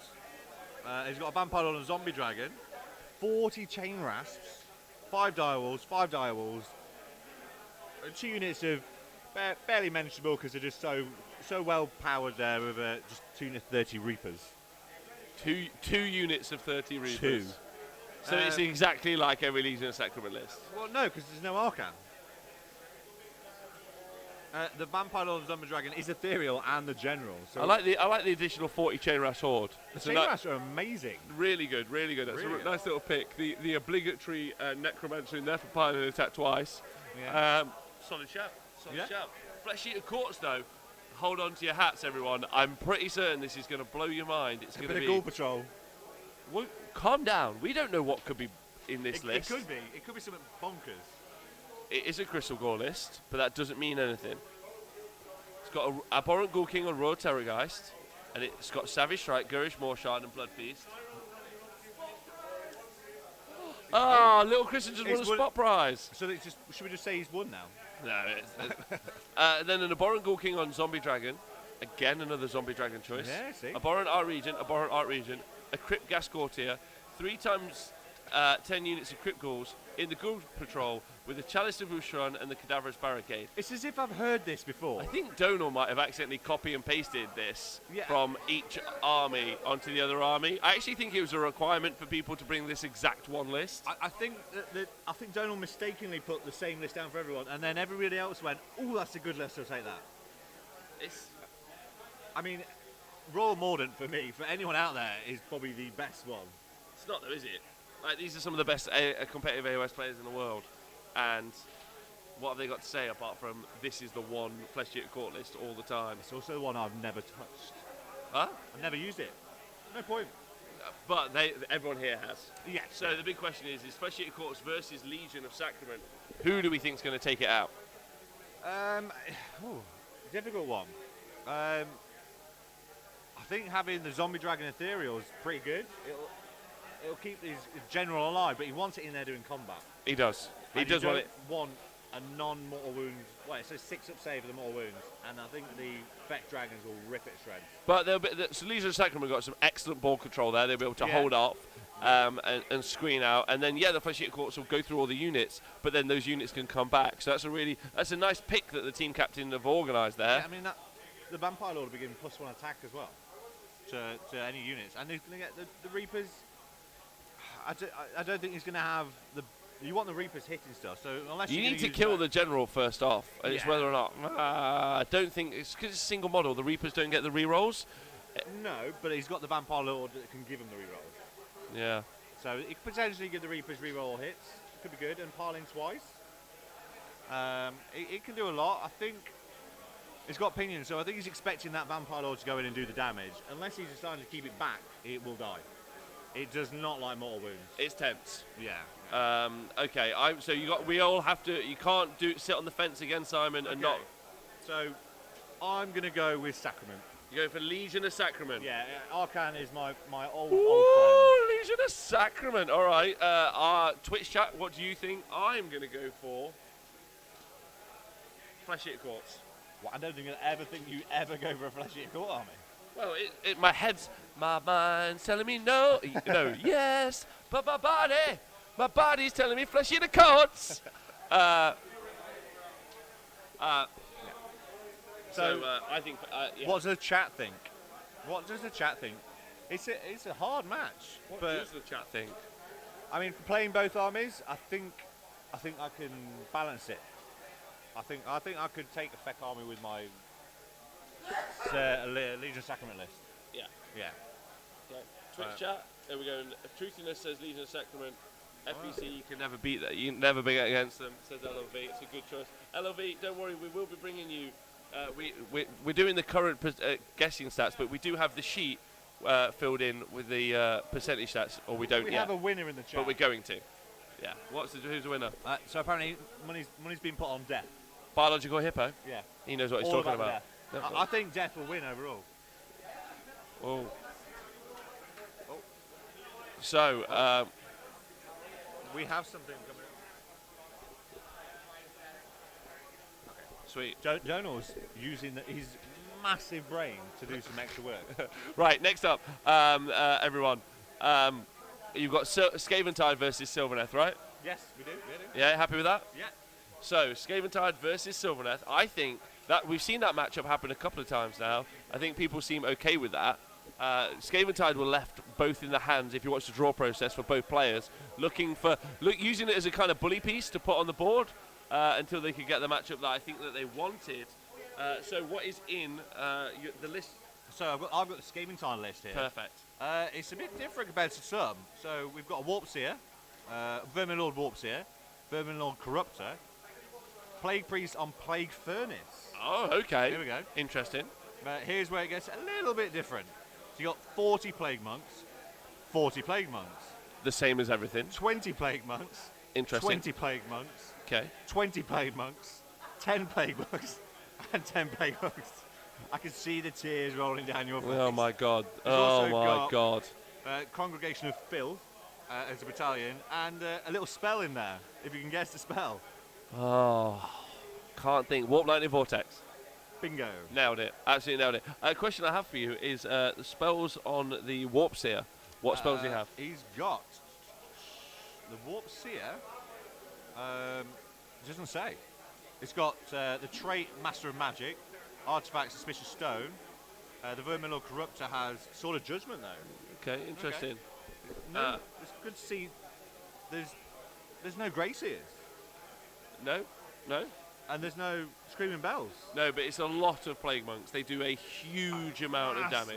Yeah, I mean. Yeah, although not having Death Frenzy on them seems really interesting. Or I don't know if I don't see Death Frenzy in the list. It's not on any scroll, No. so they are just going to have to take the damage that they take. Is 160 Plague Monks. I mean, fair play to the guy actually painting that many. Yeah, but so they are their war scroll is bananas. They're so cheap, way too cheap. They can reroll all to hits. They can do mortal wounds. They do mortal wounds when they die. They're immune to battle shock because of the Corruptor. Or is it the Warpseer? The Warpseer has the command ability that allows them to be immune to battle shock. Okay. So immune to battle shock. Just like Eddie says, it is a stupid war scroll. They've got the Plague Furnace as well to do the blessings. It's way too many rules in one war scroll. Yes. It's huge. Yeah. Doesn't need all that. Yeah, it's especially about 10 is 70 points for 10. Yeah, and the full block of 40 is 240 points, right? It's bonkers. Yeah, it's bonkers. So, which is why you're seeing a lot of them, and all the other Skaven lists we've seen, and it's nice. It's a nice different Skaven list. So that is up against Sylvaneth, as discussed. Pete, the team captain himself, took that on. Alariel, Tree Lord Ancient, with Oaken Armor and Regrowth. Branch Witch and Branch Wraith. 20 Dryads, 10 Dryads, 10 Dryads. 2 units of 5 Tree Revenants. It's the Gnarl Root Wargrove in the Household Battalion. It's got Chronomantic Cogs, Geminids of Ulgish, Quicksilver Swords, and Suffocating Gravetide. So Pete being like, I want all of the good Endless spells in my team, because you can't replicate Endless spells across the team. So all the good ones. Yeah, he's taking the good ones. Geminids being a particularly sought after one. He's obviously also got the racist swords in those Quicksilver Swords. Yeah. I don't... Do I hate this matchup? I mean, if we look just behind the team composition, you can actually see the table for it. Yeah, you can. You can see the table going on now. There's a lot of Plague Monks there. It is bonkers. I mean, you can't see that, it's just behind there, but there's also a mass amount of woods. He's managed to dominate half of the board in wood. I don't know. It's a difficult one. I just think... So Pete chose it, and I actually think he hasn't thrown himself under the bus. He might just be going for secondaries to save up the rest of his team. But I'd also say... Isn't it old school deadly as well? The original Sylvaneth. But that isn't really what I would say is the issue. I'd say what's really interesting is maybe Pete reckons he can life tank the Plague Monks. Now, everyone in the chat's going to say they give you so many wounds, it's dumb. Yeah. And I agree with that. Yeah. I agree. I hear what you're saying. But you save enough of them, and then you regrowth it into it, you could really do some work. Yeah. The problem is he's not got massive units, though, to life tank. It's 20 Dryads is his biggest amount of Dryads. That's not a lot. It's going to get hit hard. Yeah. Really, really hard. So I think Wandering Rogue said he played this list at the Heats. AD Matt was saying that he played this list at Bobo, lost it in a turn. It was bonkers. Reflex Dog Training is all about this list. Malekith says the Ancient will be put into used against the monks, holding them up with no retreat. And then Brad Glover loves the good old racist swords. Truthiness, it's always a shame when a rat infestation is allowed to grow unchecked. I mean, that's true. It's very true. That's true. Pete needs to call an exterminator and just get rid of them damn dirty rats. I mean, just chuck a bottle of Raid on the table and it's all going down. But then you are going to kill the trees with a bottle of Raid. So no one wins that battle. No one wins that. So the big question is what do we think and who do we think is going to win that matchup? Well, for it was my first ever my first ever time having the Plague Monks go against me the other day, and they do horrific. I've never seen a single unit do so much damage. So I think having 160 of them will just. I just don't know what can hit it. I don't know what can stop it. Yeah, you're right. What is the scenario they're playing? The scenario they are playing is... Let's find out. I do have it somewhere. I know. But we'll come back to it at some point. I think if I'm right, it's total commitment. Good. Which isn't really going to affect either army. But I just can't see Sylvaneth taking it. So you are voting against Sylvaneth. You're voting for the rats. I don't want to vote for the rats. The damn dirty rats. I don't want to vote for the rats. The player does have a very big smile on his face. I think I'm going to go Skaven. I am going to go, because I believe in Pete, I'm going to go for Sylvaneth. Really? I just believe in him. Yeah, both heart and head. What do the chat think? What do the chat think? Biological Hippo says that list seems anti-fun. I would say that losing is anti-fun. So all lists designed to make you lose, fairly anti-fun. But in this scenario, he could have taken that to go, well, you're not going to be our list that we want to win. So it could be a fun match to go, ha-ha, you might beat me, but you will not let our other team. You can't hurt me, son. I reckon that Sylvaneth could take it, but we'll see. I think that's the Twitch chat are saying that they are rooting for Skaven. I just don't think they like Skaven. Yeah, that'd be great. Well, we have our boss has just come over to talk to us now, the ruler of all, and he's decided to take over. Yeah, the Six Nations boss is here, and he is about to tell us some hot gossip. The Lord Git Commander himself, Donald Taylor, with the news right now. Hey guys, so I've just done a tour of the tables. Honestly, it's not going as well as one would hope.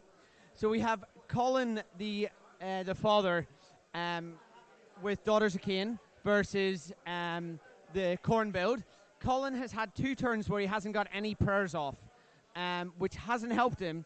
He's Marapathy continues to whiff, So she didn't manage to kill any blood thirsters, and the bloodthirster ran away because that's what Khorne does apparently. And unfortunately, a bunch of the witches are dead, but it's not over yet. I think Colin's got hopefully getting some prayers off now. They're in the start of turn 3, or Colin's turn 3, so hopefully he'll manage to recover. Then on the next table we have the Deepkin versus what's the Northern Irish Deepkin against? It's versus Sylvaneth. Sorry. Deepkin versus Sylvaneth. The Deepkin have got into the Sylvaneth. It's very, very easy to. I think that's probably a good one for Northern Ireland. So far we have one iffy one where Republic of Ireland could actually win. We've got one that Northern Ireland's going to win. Then we've got the Sylvaneth versus Skaven matchup. It's actually very much in the Sylvaneth's favour.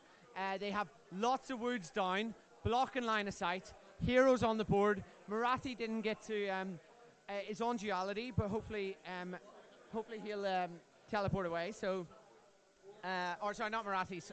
The Skaven can't kill any of the Sylvaneth heroes.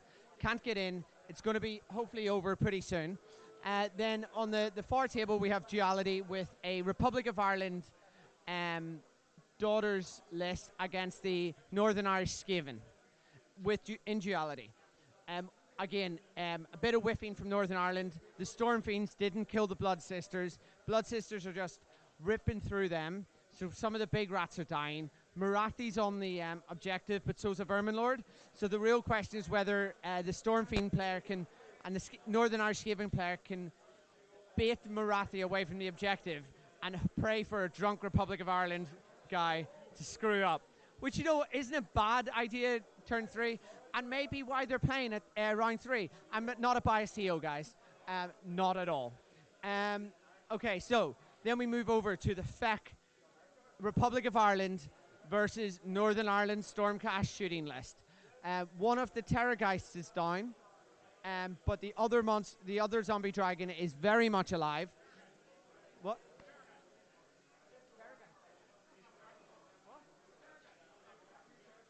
Oh, sorry. Okay, correction. There's 2 Terrorgeists. So the one is dead. The other one is very much alive. It's going to really depend on who wins the next priority, whether or not the Stormcast player can use his ballisters to shoot off the last monster, and it should be game over then, but it still hangs in the balance. It's very swingy, that matchup. No one really knows how it's going to go. Then we've got, unfortunately, the Zinch seems to be schooling the Gits player. Just lots of change host, summoning the blues, summoning the brims. He's got 150 brims as summoning, which is just crazy. And I think that's going to go down.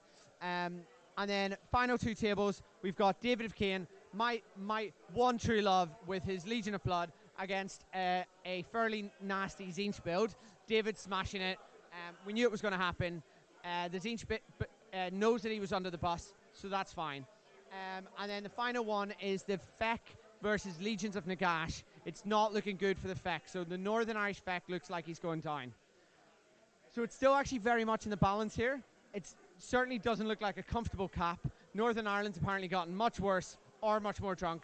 Don't quite know. The whole plan of playing a drunk Republic of Ireland team may have been a bad idea, because I forgot about the liability that is Northern Ireland for this.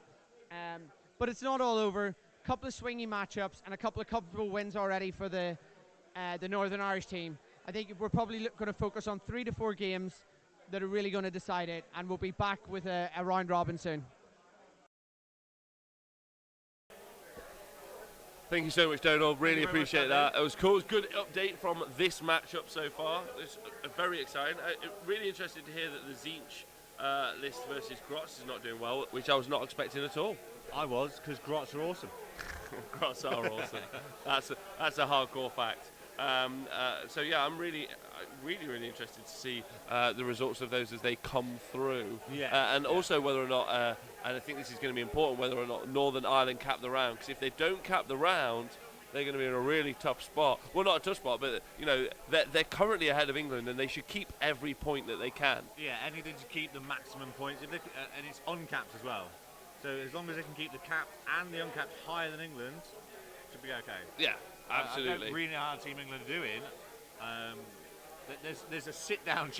They're playing Wales at the minute, England. Yeah, a lot of sit-down games. Civilised games are there. Very civilised, actually. Very. Yes. It just seems overly civilised. I don't know what's going on. I think the Welsh and English just thought, let's have a cup of tea. Yeah. Well, I think we might be able to get. I think we might be able to get the updated scores for the entire round actually put in. To let you know who potentially could be taking the tournament out. Northern Ireland, as stated by Donal, they're in a swingy round right now. They really need to do well because England will trundle on like they have done for the past 500 to 600 years. So Northern Ireland, there, as you can see, it's now neck and neck on the cap points, which means England have pulled it back. I know the English fans out there will be very excited by that, but there's obviously still results to post. Well, I mean, the fact that England score predictor is a lot higher this term. Yeah. So if you actually look, there's our statsman himself, LOV, on the far right-hand side. Is shows you the estimated round on the scores. So it looks like England are predicted to absolutely take this round out and do really well. Yeah, okay. So I think that they might do really, really solid. It is Northern Ireland versus England there. Sweden have jumped back up, I think. Yeah. Oh, wow! We've just had a result inputted. England have now taken the top spot. Don't forget, there's still a lot of Northern Irish results to post, so these are coming in live. Wales is going down hard. Yeah, they are. They just dropped from it was third in the second. So I think they're about to take a drubbing off England. Yes. And then it's all about Scotland, whether or not they can beat Sweden and jump back up. Tony Moore there proving that he's really good with a flesh eater course. A lot of people don't know that Tony Moore actually was set a quest many moons ago. So he has to win over 400 games of Warhammer. And then the old witch who stole his soul will let him feel feelings again, and he'll smile. So he mercilessly, and without feeling, obviously. It makes no odds whether he wins or loses. He just needs to win 400 games. But he still feels nothing when he loses. Yeah. So to quote the football, it might be coming home again. It could be. It could be coming home. Could be keeping it. Yeah, so Tony doing a swift 20-0 versus Daughters of Cain as well. That's impressive. I mean, I've played my Flesh Eater Course versus Daughters of Cain, and they just did not do anything. Yeah. My Flesh Eater Course Terror guys bounced. Yeah. Redbeard Heathen. No actual games have been streamed for the entire day today. We've done something else. We've done a million different accents and lots of and we've brought you a million different numbers. England also have got an extra 1,000 kill points as well. But like we said, it's that those things can change as results come in. I actually don't think any of the Irish games have finished yet. No, so it is. I mean, it might look now that England are doing well, but I think that's because they're the only ones that put the scores in. I think they are one of the only teams to put the scores in. So come back to that as we get towards the end of the round, and don't forget obviously to join us tomorrow to see the exciting conclusion. The last two rounds happen, and we find out who eventually is going to win the entire tournament. This is good. I generally think it could be either or. It could be. It does look like it's hotting up to be Northern Ireland versus England. Yeah. I don't know if they're playing in round 4 or 5. We will get that information. Yeah, it would be great to see. I mean, what, round 5? Oh, the draw process would be so gnarly. I mean, their captain is Tony Moore. Yeah. So no emotions at all. But not until he completes his quest. Ultimate poker face. Yeah, the ultimate poker face. Ultimate poker face. And he's taken a lot of advice from team captain Tom there, ETC team captain's coach. So they're working in cohesion together nicely. Yeah. Okay, we think we might be able to see what the draw is going to be tomorrow. So actually, England are playing Sweden for the final round tomorrow, which means in the morning, England versus Northern Ireland is the big matchup. In the morning. So Northern Ireland and England will be playing each other tomorrow after a late night on the town. Now this comes down to their ability to drink, I think. And if we look on the tables, there's a lot of water being drank by the Irish, and a lot of water being drank by the English. Stay hydrated. Also, if you guys are listening out there, just make sure you stay hydrated. Care about your loads. Want you to be okay. It's not a normal thing to see in a tournament. I don't think I've ever seen so many people drink water at an AoS event. It's normally a lot of spirits. There is. Tequila is a Mr. good one. Sinky, we will wait for the final results tomorrow, so join us live tomorrow. It'll be very, very exciting. I can't wait to see. Oh, yeah, it is exciting, yeah. And we'll see the results. We'll stay live. We don't normally do results. But we could potentially do results tomorrow. We could do interviews in between. This is a very unique event. Very unique. Yeah. We could stream the events and we can see the tears, see the joy. We can see the no emotions as well. The rage. The rage. Yeah, there we are. Actually, we're looking at one of the English players now, One of Les those Martin, walking raged down up full of rage. He's one of the angriest men I've ever met. I mean, he's just and tipped a he is bin just over. he's furious that he's so good at Warhammer. But Les smashing it there. Team England doing great. They're on for maybe a win. Maybe a win. He's looking at a little bit where you know when you look and try not to look like we were doing okay. Hold back the grin. Hold it back. Hold back that grin of I think we're doing okay. Yeah, it would be. We'll get you some interviews as time goes on through this round. I mean, I did have a quick chat with now known as Donald's dad, and the match between his daughter Kane versus the Corn. Apparently, they've gone through A, B, and C, both of them, and both sets of people have had all their plans come true. So both of them are on now Plan D, and they're both going true as well. So I think it's a stalemate between the pair of them. It's interesting watching the Irish and Northern Irish play because neither of them refuse to ever say that they're losing. No. Yeah, But they're both always winning. Both teams have committed to the fact that they're constantly winning all of the time. I mean, Mick Windle's still, I've won. He's even spelling his name out. He's that confident in models. Well, indeed. Sure, yeah. Any. So in a minute we're going to start talking about the Daughters of Cain versus Skaven Tide match that is happening. We saw some news from that in Donal in a minute. So that is on table 8. We have the man, the myth, the narrative legend. Possibly. Yeah, well, hold on. Oh, no. Yeah, sweet. Okay. We're going to be getting an interview with a legend himself, team captain of England, and the man that might take them to victory so they can carry home a trophy aloft a bus as it's driven through a town to be named. When a tractor? So it's not an actual bus, it's just a tractor with a roof. Well, there is going to be a party, right? If England win it and they bring it home, there'll be a party, they'll be on top of a bus. Poppers, no? Maybe we'll find out. No, we'll find out. Okay, I can't wait to find out. I think there's only one man who could possibly find out the intricate details of the party. Yeah, in fact, I think he might interview most of the English team, or he can interview at least 2. The man with the biggest hands I've ever seen, James Tinsdale, and Tony Moore are going to get interviewed in a moment by the Grot terrorist. Our Gits cam. Here we go. Here we go. Here's the power of minds. 2 legends. Hey guys, so we have Tony the Count Moore here to tell us all about his day and his most recent game. So, how's it going, Tony? It's good. So 3 wins for myself, 18, 19 and 20 points. Is it tough because you're playing Gristle Gore, right? And that's quite a tough game to play with, right? Yeah, it's effectively a handicap, but as the captain I felt that it was my place to take that. I mean, awfully generous of you to take the underpowered, just to psych your opponents out. I mean, what is it, 30% win ratio or something? It's horrendous. Don't do it, kids. Gristle Gore is bad. Stats don't matter, guys. So what have you played against today? Game just gone was Daughters, Battle for the Past, which is pretty good for me. Highlight for me personally ever. I managed to do 5 mortal wounds with the Stampede between turns onto Marathi. I didn't feel bad at all. And then what else did we play? We played Khorne, which Archaon sworded my Terrorgeist, but then died to the zombie dragon, so all good. What was the other game? I'm awful at this, aren't I? Can't remember. So the corn was Ireland.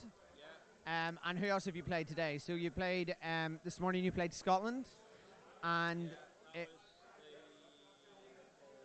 was that the corn? Because I thought Ireland was the corn. Ireland was Siege Beasts. Yeah, sorry. Yeah, lots of little units. So it's just Pac-Man around the board.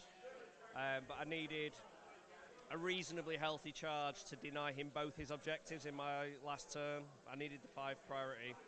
Or I think it was a 17, a 16, not an 18. So it was quite dicey, close at the end, but no, it's good. And how's the team doing today? Like, so you're behind Northern Ireland, which is a travesty for anyone who's following this. But what about this round? Do you think you're going to cap it? So the 2 results in are positive, and the games that I'm seeing looking okay. Honestly, I looked at it, and I think there were 7 great matchups for England, and 1 okay one. I've no idea what Tom Loyne was doing. Who's the captain of Team Wales, who seems to be drunk with shitty matchups. Yeah, he's not covered himself in glory. We might as well give him half pairing spreadsheet and gone, just do that for us in a winner. Yeah, all right. I think choosing Laurie to play the Tempest Eye, I think that game was over pretty quickly. Yeah, you mean the 13-win Maratha game? Yeah, very exciting. Yeah. I don't understand that, but there you go. Are you enjoying the Six Nations? How does it compare to previous years? I love Warhammer, so whatever, whoever, wherever. But no, it's good. It's a bit warm, but we are kitted out this year. Got the dice shirts and everything, so we've stepped up a wee bit. And this is a particularly good year with a great TO. Obviously, yes. The best TO of a Six Nation event, surely. Not massive competition. Either Ben Curry or John Harper, who doesn't play AoS. So thanks. I appreciate that, Tony. Look at that, he's smiling, guys. This is a rare sight. You know, one of our spot prizes was going to be who can make you smile. Really? But then I was like, oh, he might smile when I say it, in which case I win it. So there you go. But he's smiling now, guys. And tomorrow morning you're playing Northern Ireland. Are you concerned about that matchup? Always. Every matchup. I've only got a 30% win ratio with FEC, you see. 30? As an army. They're rubbish. So it's just hard work. I was only just saying to Chris, who I just played in the last round, all the teams seemed to have stepped up this year. Except for Wales. Except for Wales, who have perhaps drifted backwards. But the other guys have done really well. Some good lists, good players. No, I think it'll be a close one this year. Cool. I think these guys need to come back because I've got a question. Okay. Rob's going to come back. I'm going to be a TO again. Tony, thank you so much, and we will chat tomorrow when Ireland beat you. Thank you so much to both Tony and Donal there, off to do some TOing. What a wonderful man. Welcome back, Honest Wargamer fans, or just people who like Warhammer. You guys are great, and I'm really happy you're here. Thanks for joining us. That was the Tony Moore Hawkeye. Another news. So how are you guys all doing? Are you enjoying the coverage? You got any thoughts about it? I hope you guys are enjoying it. Some of the games are wrapping up now, but they're not over yet, and we're going to stay until the bitter end, until all the round results are in. So I'm excited to see that. See who is leading going into day 2. Is it going to be England? Is it going to be Northern Ireland? That's the question. And also, who's going towards the bottom? Who's sinking? Who may lose the event? John, have we got the table? Let's bring the table up. We can see who maybe is not doing too good. So, there we go. England now have posted some more results. Now 10 points ahead of Northern Ireland, but Northern Ireland has still got some points to turn in. So I think you're going to see a big shift there as time goes on. Scotland, though. Oh, my bonny wee lads. I love you all. What is going on? They had a really tough round last round. They played their hearts out. They played their hearts out on in the first round against England, bringing them to a 4-4, and then last time against Northern Ireland they just took it, which is interesting. Hello. I'm back. I have an update that we've not actually done here today. Then tell me about the update. Sorry? Just talking to them. So normally, I hear there's quite a big thing about the bathrooms here, the toilets here. No one's mentioned them at all. And just let you know, they're spotless. They've just been bleached everywhere. It's very bleachy. Bless you. But yeah, they're very nice and clean. Oh, excellent. All right, well, I'm glad that everyone out there could find out. Wondering, Rogue, anywhere the England parents are shown. I don't know if there was anywhere that they were shown realistically, but we'll see. We'll try and get that information. Yeah, Firestorm venue is a really great location, really nice. The staff have been nothing but friendly and cool. There's a bar, there's a cool store. I'm having a good time. There's loads of room between the tables. 10 out of 10 venue, really. Yeah. So looking at the table there, you guys can see, as I was saying, Scotland are really taking a bit of a drubbing now at the bottom, which is sad, and not really deserved. Not deserved. Not really high above them is Team Wales. Team Wales. But they're bloody deserved, aren't they? Team bloody Wales. Do you think the accent is maybe bringing their No, I reckon they love the bloody accent. I mean, if they know what accent you were doing, I think they'd probably be a little bit offended. Yeah. This Sic Demios. This is Warhammer Age of Sigmar, a far more tactical game than 40k. Although, please join us for our 40k coverage from the capital city Bloodbath at the end of August. That should be quite cool. Yeah. Yeah, very, very cool. I'm not saying it's the world's best coverage, but it is. So somebody's asking in the chat how Colin's doing. He's actually now known as Colin Donald's dad. That's his full name. It will be put in through Dpol, and he'll change his name officially. Yeah. Looking now, I think they're both on Plan F. I think they're both on Plan F now. Okay, so bringing it back to us, we'll talk about it. So we have had a result from the table. So one of the games that we called was Sylvaneth versus the 120 Plague Monks. Yeah, ridiculous amount. And Sylvaneth, as I called it, have won. Wow. Okay. You know stuff. Yeah, I know stuff. I know how to play Warhammer. Yeah. Basically, you get a lot of trees, and then you trust really good Warhammer players to be. When they choose their own matchup, I reckon they're going to win. I mean, when they get a new tome, whatever it is, and whenever it comes out, it's going to be ridiculous. When the much-rumoured Sylvaneth Battle Tome is finally released. I think it's released same day as the Hippo Battle Tome. Yeah, but it is all about the Sylvaneth beating those Skaven, as you chose. And do you think there was much? I don't even think there was much of a fight then. Obviously, they're trying to keep out of the fight. Well, they're just trying to stay out of the woods, is what they're trying to do. Yeah. So to let you know again, that would be a Nalroot Sylvaneth Wargrove list, and it was up against 120 Plague Monks. No, 140 Plague 140 Plague Monks with a Vermin Lord Warps here. All the lists are available on the Onyx Wargamer website, and Sylvaneth won it. Absolutely took it to pieces. Well, I went over and spoke to another matchup, which was the oh my jeez, yeah. So the match list that you might not have heard, but the Legion of Blood, or the Welsh Legion of Blood that Rob did, against Flesh Eater Courts. So now it's looking like it could be all over for Flesh Eater Courts. Oh, okay. Yeah, I think they're being double turned. There's so many spooky ghosts. I just don't think they can chew it out. Against Legion of Blood there. Yeah, it's an interesting matchup. Like we said, all the matchups are going to be really key here, finding out who's going to win what. Because there's a lot of pride on this one, Northern Ireland versus Ireland. Like, as much as these guys are all pretty great mates, to be honest. There was a lot of rip talking happening during the round. I think that's probably one of the best roundups I've ever heard. Oh yeah, it was pretty good. It was. I can't wait for the tense Northern Ireland versus England round draw tomorrow. That would be good. Oh, would that be good? That would be. That would be good because that'll probably be for the tournament. It really could be. It really, but it does depend how that's not saying Northern Ireland are getting a bye here. They really need to pull it out. If they don't do it, they won't be going into strong position into day 2. And the Republic of Ireland aren't going to be giving it them. Not a chance. They're not even going to let it happen. No way. They will be going teeth and claws. Every single point. The match that we saw on table 1 between Daughters of Cain and Khorne is coming down to a nail biter. That'd be amazing. I'm sure now, since Plan F, they are now on Team Zebra. Yeah. Team Zebra, the final plan. To see how it's going. And so far, A through Z, all of their plans for both teams have gone right. Yeah, absolutely. Yeah, they're both fully winning this. It's very close. I wonder how the Stormcast list is doing up against. Well, I did go over there. The Stormcast list is doing quite well. So there is no more big Feck dragons. No. Apparently the Feck dragons don't really like ballistas when all 4 of them are pointed at one at a time. Good.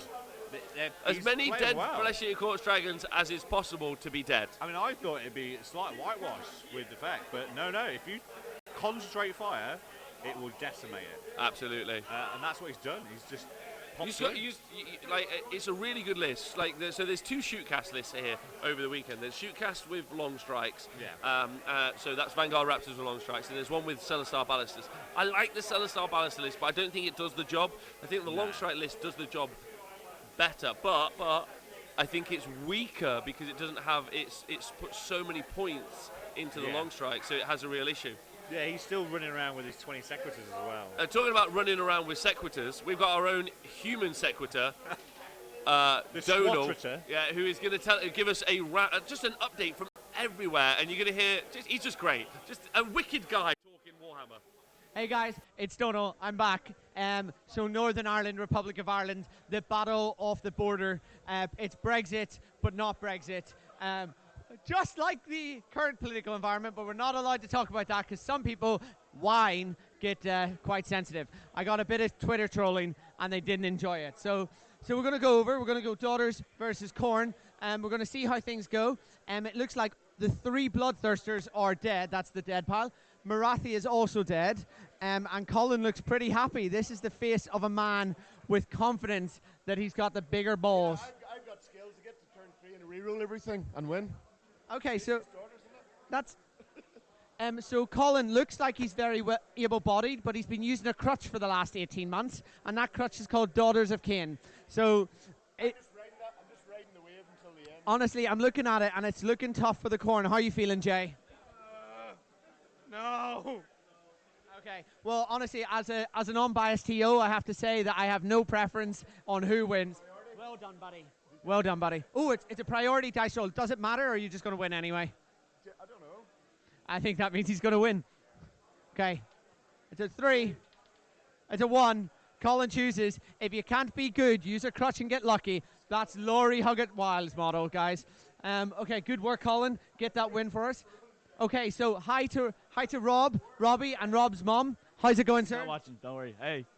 Why should your mom not watching? I don't know. Maybe she doesn't love me. Maybe she will watch it back, though. No, she doesn't know how to use Twitch. It's fine. Okay, I'm going to send her this video because I've dated her a few times. What? Mom jokes. No, this is not this is not what I expected today. Okay, so thanks Twitch channel. How's it going? So I looked like I was maybe pulling it back, but it looks like he's got it again. I might be able to pull it back in the next turn, but unlikely. Okay. Can we go to Robbie's interpretation of, was Rob ever in it? He was last turn. He did a really smart move with some of the new war scrolls. I wasn't smart enough really to check all the new scrolls. I assume they did what the old stuff did. These guys are basically Evos now, which is awesome. And the new model, the new Arch-Revenant can fly, so he jumped up there and scored that objective. But my stuff flies as well, so it got him on my turn. But yeah, we'll see what happens. It's a good game. Okay, so that's hopefully 2 Northern Ireland wins. We're going to quickly swing by the Sylvaneth Skaven game, which we already know the results, but it's nice to hear it again, because anytime Skaven lose is a victory for everyone involved. Pete, how did that game go? According to plan. I ran 2 heroes onto both objectives. Onion wrapped them with Dryads, 2 up save, re-rolling 1s, ignoring Rend 1, all the magic and all the woods. And the rats just weren't ever getting in, so. I mean, some would say that that's an awful lot of space with an awful lot of terrain for the boards. Some would say that's a bit lucky from Pete. Some would say it's cheating. Not me, though. I'm an unbiased TO. I definitely didn't design these things like that. I'm proud of you, Pete. Right, okay, we're going to go over here to, unfortunately, where I think the Daughters and the first of the Republic of Ireland victories seem to be happening. How's it going over here, Will? Did you just say the first Republic of Ireland victory? Maybe. I don't know. Are you going to win this? Oh, I think so, but just out of these 3. Okay, we'll keep on. Keep at it. So how many wounds does the Vermin Lord here have? And how many does he have left? So he has 6 wounds left. And then how many does the Cauldron? So the Cauldron of Blood has 6. But the Cauldron of Blood gets better because, as Colin said earlier, Daughters are a crutch and they get better over time. And then over on the far side, it's Duality of Death, and Marathi is just sitting there being useless. But then what else does she care? It's hard to see this change. I think we really need to see the Vermin Lord survive. And if the Vermin Lord survives, what happens? It's a draw. So it'll be a draw, in which case it will go down to a minor victory to the Daughters, which would be good for us as a Northern Irish team. As a TO, I don't care though. I'm unbiased. It doesn't matter to the Dono. Cool. So we're going to go over to the other side, where unfortunately I think things are looking a bit more dire for Republic of Ireland. No, sorry, Northern Ireland. Okay, so we're over here. How's it going, guys? All right, yeah, it's my turn 3. He's already had his. That's 13-5. 13-5 to him. And how many objectives are left? All of them. What? 13-5? What are you playing? Scorched Earth. So how's it 13-5? Oh, because you... I figure I can keep holding an extra turn and just score, so I don't come down to a D3. Okay, so it's the bottom of turn. It's the bottom of turn 3. Okay, so you heard it here. So David Kane for Northern Ireland's going to burn 3 to 4. He's going to hope to roll really high. He's going to try to kill. I guess he's going to burn these 2. I don't want to say what he's going to do, but I'm guessing this is the case. And then see what he can do next. It's going to be quite exciting as a finish. 13-5 to the Zinch. It's all to play for. We're going to see over the next couple of turns how things go. But this could be a Republic of Ireland win, which would be the second one. So we're on 3-2 so far. And then how is this game going? It's the Feck versus Legions. It could still go either way. Big priority for me at this round was a huge boost for myself, because I can kind of run in and get some more objectives for myself. It's looking, he says it's looking grim. You're shaking your head at me. So, I mean, no one cares. I mean, you're playing Feck. I care, and I'm upset as an unbiased TO for you. But as a Feck player, it's hard to feel sympathy. Okay, that's exciting. That's exciting. So this could be 3-3, with 2 games left to review. That's right. We're destroying models down here, but it's fine because it's a Republic of Ireland player, and no one really cares. I mean, I'm an unbiased TO. It's fine. Right. Now we're over at the Gits. This is where I'm biased, and openly so. How's it going, Neil? Zincher bullshit. Zincher bullshit. I mean, they were always my bogey army, and Mick was is and still is a horrible person. Okay, so that's looking bad. You think you're going to go down? I'm never out of the fight. Try to score a couple of objectives? Always. He's going to try to score a couple of objectives. It's looking like it could be a draw. Not in this it could be a draw 4-4. Yeah, potentially. Okay. So it's not looking as optimistic as one would have thought when you hear you're playing the shit that is Republic of Ireland.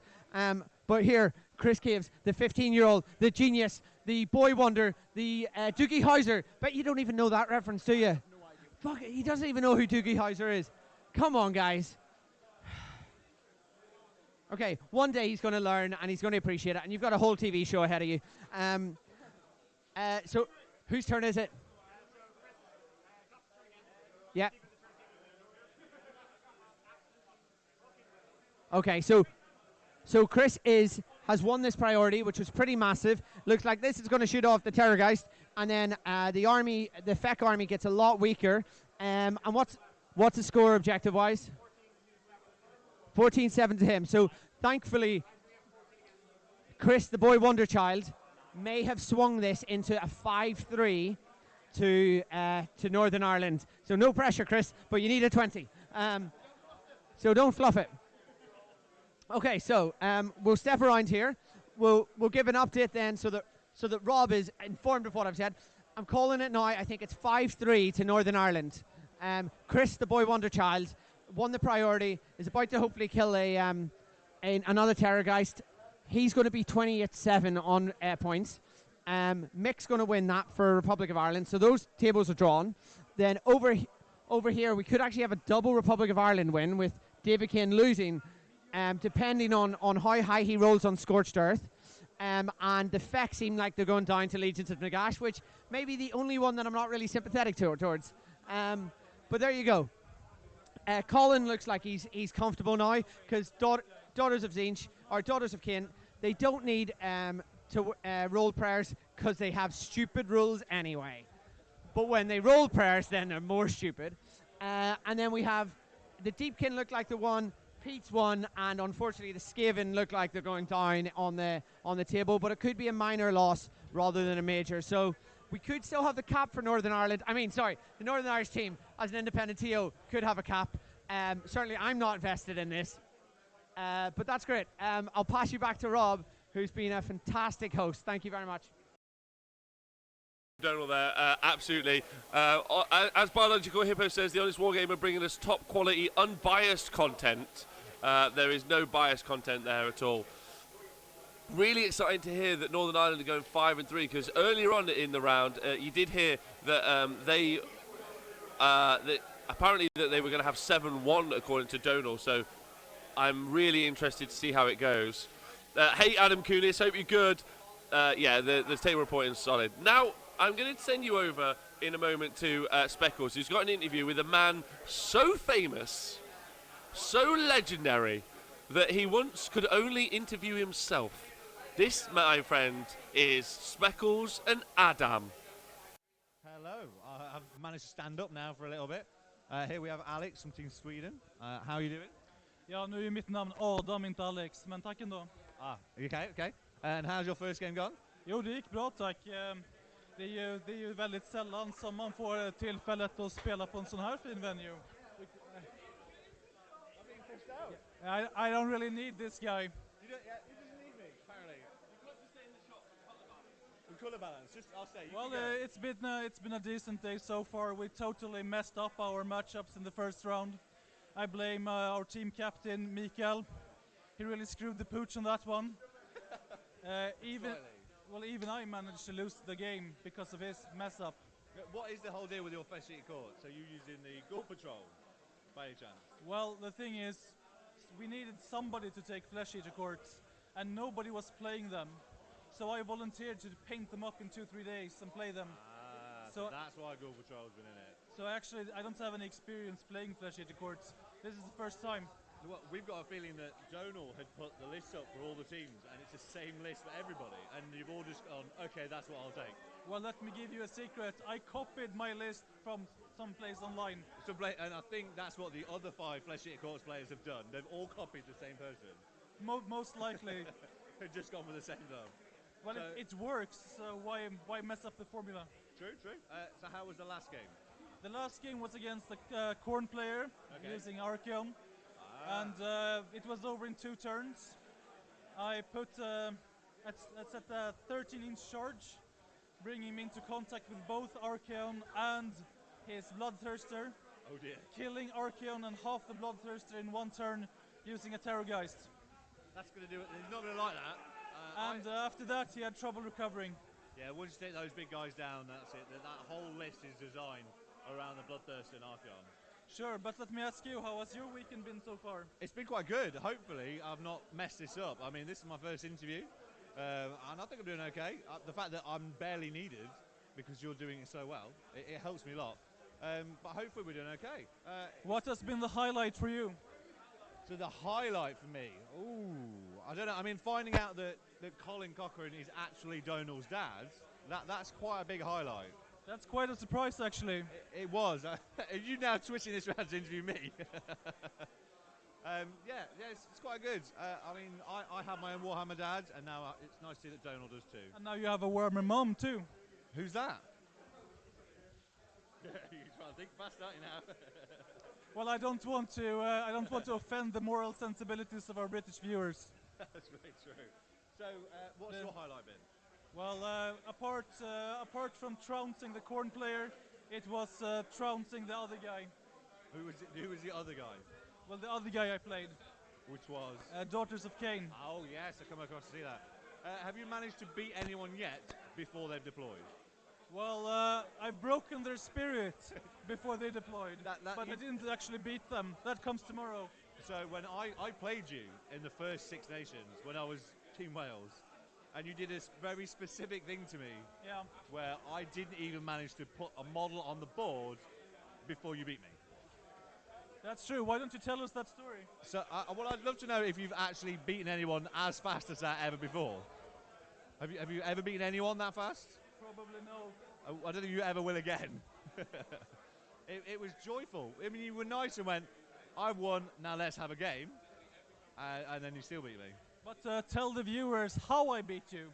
So he managed to put his wild words on the two objectives, and as my heroes were only dragons, and at the time it was ruled dragons can't land on wild words, I auto lost. So I moved up, turned up to the table and lost. It was fun. It was a glorious moment in Warhammer history. It was the first, last, and probably only time that I'll ever let that happen, I think. I've always got one little hero now. Those wildwoods actually saved me in all the games in that Six Nations. This was before they simplified the rules for them. So back then you could use them to block out people, and now you can't. So I scrapped my Sylvaneth. Well, there is a new book coming out, apparently, at some point in the future. Do you know anything about this new book, about the time when it'll be coming out? When it will be coming out? I mean, it's a rumour of when it might come out, I think. If you want to know the release dates or contents of future releases, Jonathan is the person to talk to. Does he know it all? He knows all. He told me the juiciest things. When we were at Warmer World, he went around pointing in the different shelves, say, this is going to be gone, this is going to get replaced. Yeah, this has 3 months. So this is basically the whole of Warhammer World's secrets, all known by one man. Yes, Jonathan. That's quite a good. You should interview him later. We have got plans to interview him later, but we wanted to interview the man who could only be described as the best man to interview. Bear in mind, you interviewed yourself. Well, thank you. Thank you very much. I think now we're going to go back to Rob. Thank you very much for that.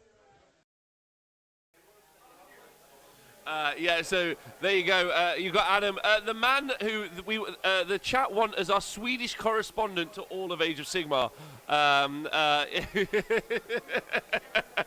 Absolutely. So we're going to come back now. We're going to have a look at the stats. Told you. We'll see who's currently possibly going to win the event. So welcome back to the stats. There you go. You can see that England are still ahead. Northern Ireland are trying to pull it back. Scotland in last place. Sweden in third. Republic of Ireland losing. And then potentially Wales are just going to take it off. Wales are in the second to last place. So Sweden could sneak it up. They're not behind as far as they were, and but England are ahead now, and it's a little bit tough. But Northern Ireland and England are going to play in the morning, so this could be all to play for as we go into the morning. However, talking to the only man who brought mixed order this weekend, we have Simon in an interview with a man some people call Fuckle Buddy's best friend. Yes, hello. We're back again. We're here with a man who has a little bit of shame, but a little bit of pride now for the second match. What happened in your second match? Oh, so the second match, yeah. So it was Zinch Beast of Chaos in Better Part of Valor, commonly termed the awful version of Scorched Earth. Yeah, I mean, just to let you know, myself, Rob, and the entire Twitch chat all voted, knowing that you'd lost to me, that you would lose again. So everybody was watching, and everyone's thinking you'd lost. But what happened, though? So through sheer skill and determination, I 20-0'd it. Skill? Skill. What was the skill? Rolling dice, shooting stuff with Arcanauts, and taking off Enlightened. So I think you'd be pleased to know there's a lot of love for the Griffins in this chat. A lot of love. Are you liking having two? It's great fun. Yeah, one of them's got Sword of Judgment, so he went on and popped off the old Gaunt Summoner. But yeah, it's good fun. So your highlight from game 2. What happened in game 3? Right, so game 3, paired into Daughters of Cain with a Marathi in the Realm of Life on Duelia Death. That's going to sting. Yeah, I mean, we did turn 1, and then we just rolled priorities and mathed it out. I did kill more than he did. I got about 1,400 victory points maths-wise, but because of just Marathi surviving 5 turns, it just also lost. Yeah, I mean, the Sword Judgment's very, very powerful, but when you can only do a maximum damage of 3, it's probably not going to be the best matchup for it. Oh, he went and fucked up a Hag Queen, so yeah. I am fully supporting this. All Hag Queens must get slaughtered. That's my path of glory now. So who are you playing next? So I believe it's Scotland in the morning, then Northern Ireland to top it off. So I'm hoping they're, still reeling from their hangovers, game 5. So is it going to be hangover versus all continually drunk in the morning? I'm hoping that I wake up at 8 a.m. or whatever it is, still smashed. So yeah, we'll do it. I'm hoping that your team turns up. Like all 8 would be great. Well, I'm sharing a hotel room with Andy, so it's Tequila Central in there. So that's potentially 2 more players that won't be turning up tomorrow morning if they're sharing a room. So, I mean, if any Welsh people are around, fancy coming down and playing for them, their armies will be here. We've had a question from the Twitch chat. Okay. Did the Welsh team get their t-shirts from Primark? Where were they from? I think they were donated from Oxfam. Donated from Oxfam. Wow. I mean, fair enough. I don't know what to say on that one. How do you think you're going to do overall? I'm not expecting a podium, if I'm honest, just given our last result and the current round against England. I think we've probably not done as well as we'd hoped, but oh well. Well, just to let you know, you were in 3rd before this. Your team, so there is the potential to go fighting back. You've got Scotland tomorrow, and who's your final? And Northern Ireland. So that's going to be hard. A little bit of a sore one for tomorrow afternoon, but hopefully the hangover kicked in by then, so it'll be double painful. Well, to be honest, I think Andy and I both work better on hangovers, so we'll see how we can do. Yeah, I mean, if we can cap the rounds next 2, get a couple of secondaries, I think that'll be it. I think you'll do it. Okay, so I'm just going to pass back to Rob, but thank you very much. Good luck, and keep the drinking. Thanks very much. Hello, welcome back to the show. You guys have been brilliant. Thank you very much. Speckles there doing great work there, Alex. So listen, it's the end of round 3. There are some more results coming in. The results will go up on AoS 6 when you want to check them out. And we'll bring you to those, bring them to you as soon as possible. Join us again in the morning, Sunday morning. We'll do a recap of the round. We'll let you know how the games are settling and who potentially could be winning the event, which is obviously why we're here. Some of the games are still playing on, but we're gonna close it down now as we wait for the results to drip feed in. You guys have been wonderful. Again, thank you for joining us. Thank you for helping us explore this new format. I just want to say a big thank you to Speckles and Donal, Andy, John, everyone who's been helping with the show. You guys have been wonderful. I want to thank you guys for either watching it or watching it back. And if you're some of the competitors, I want to say thank you to you too.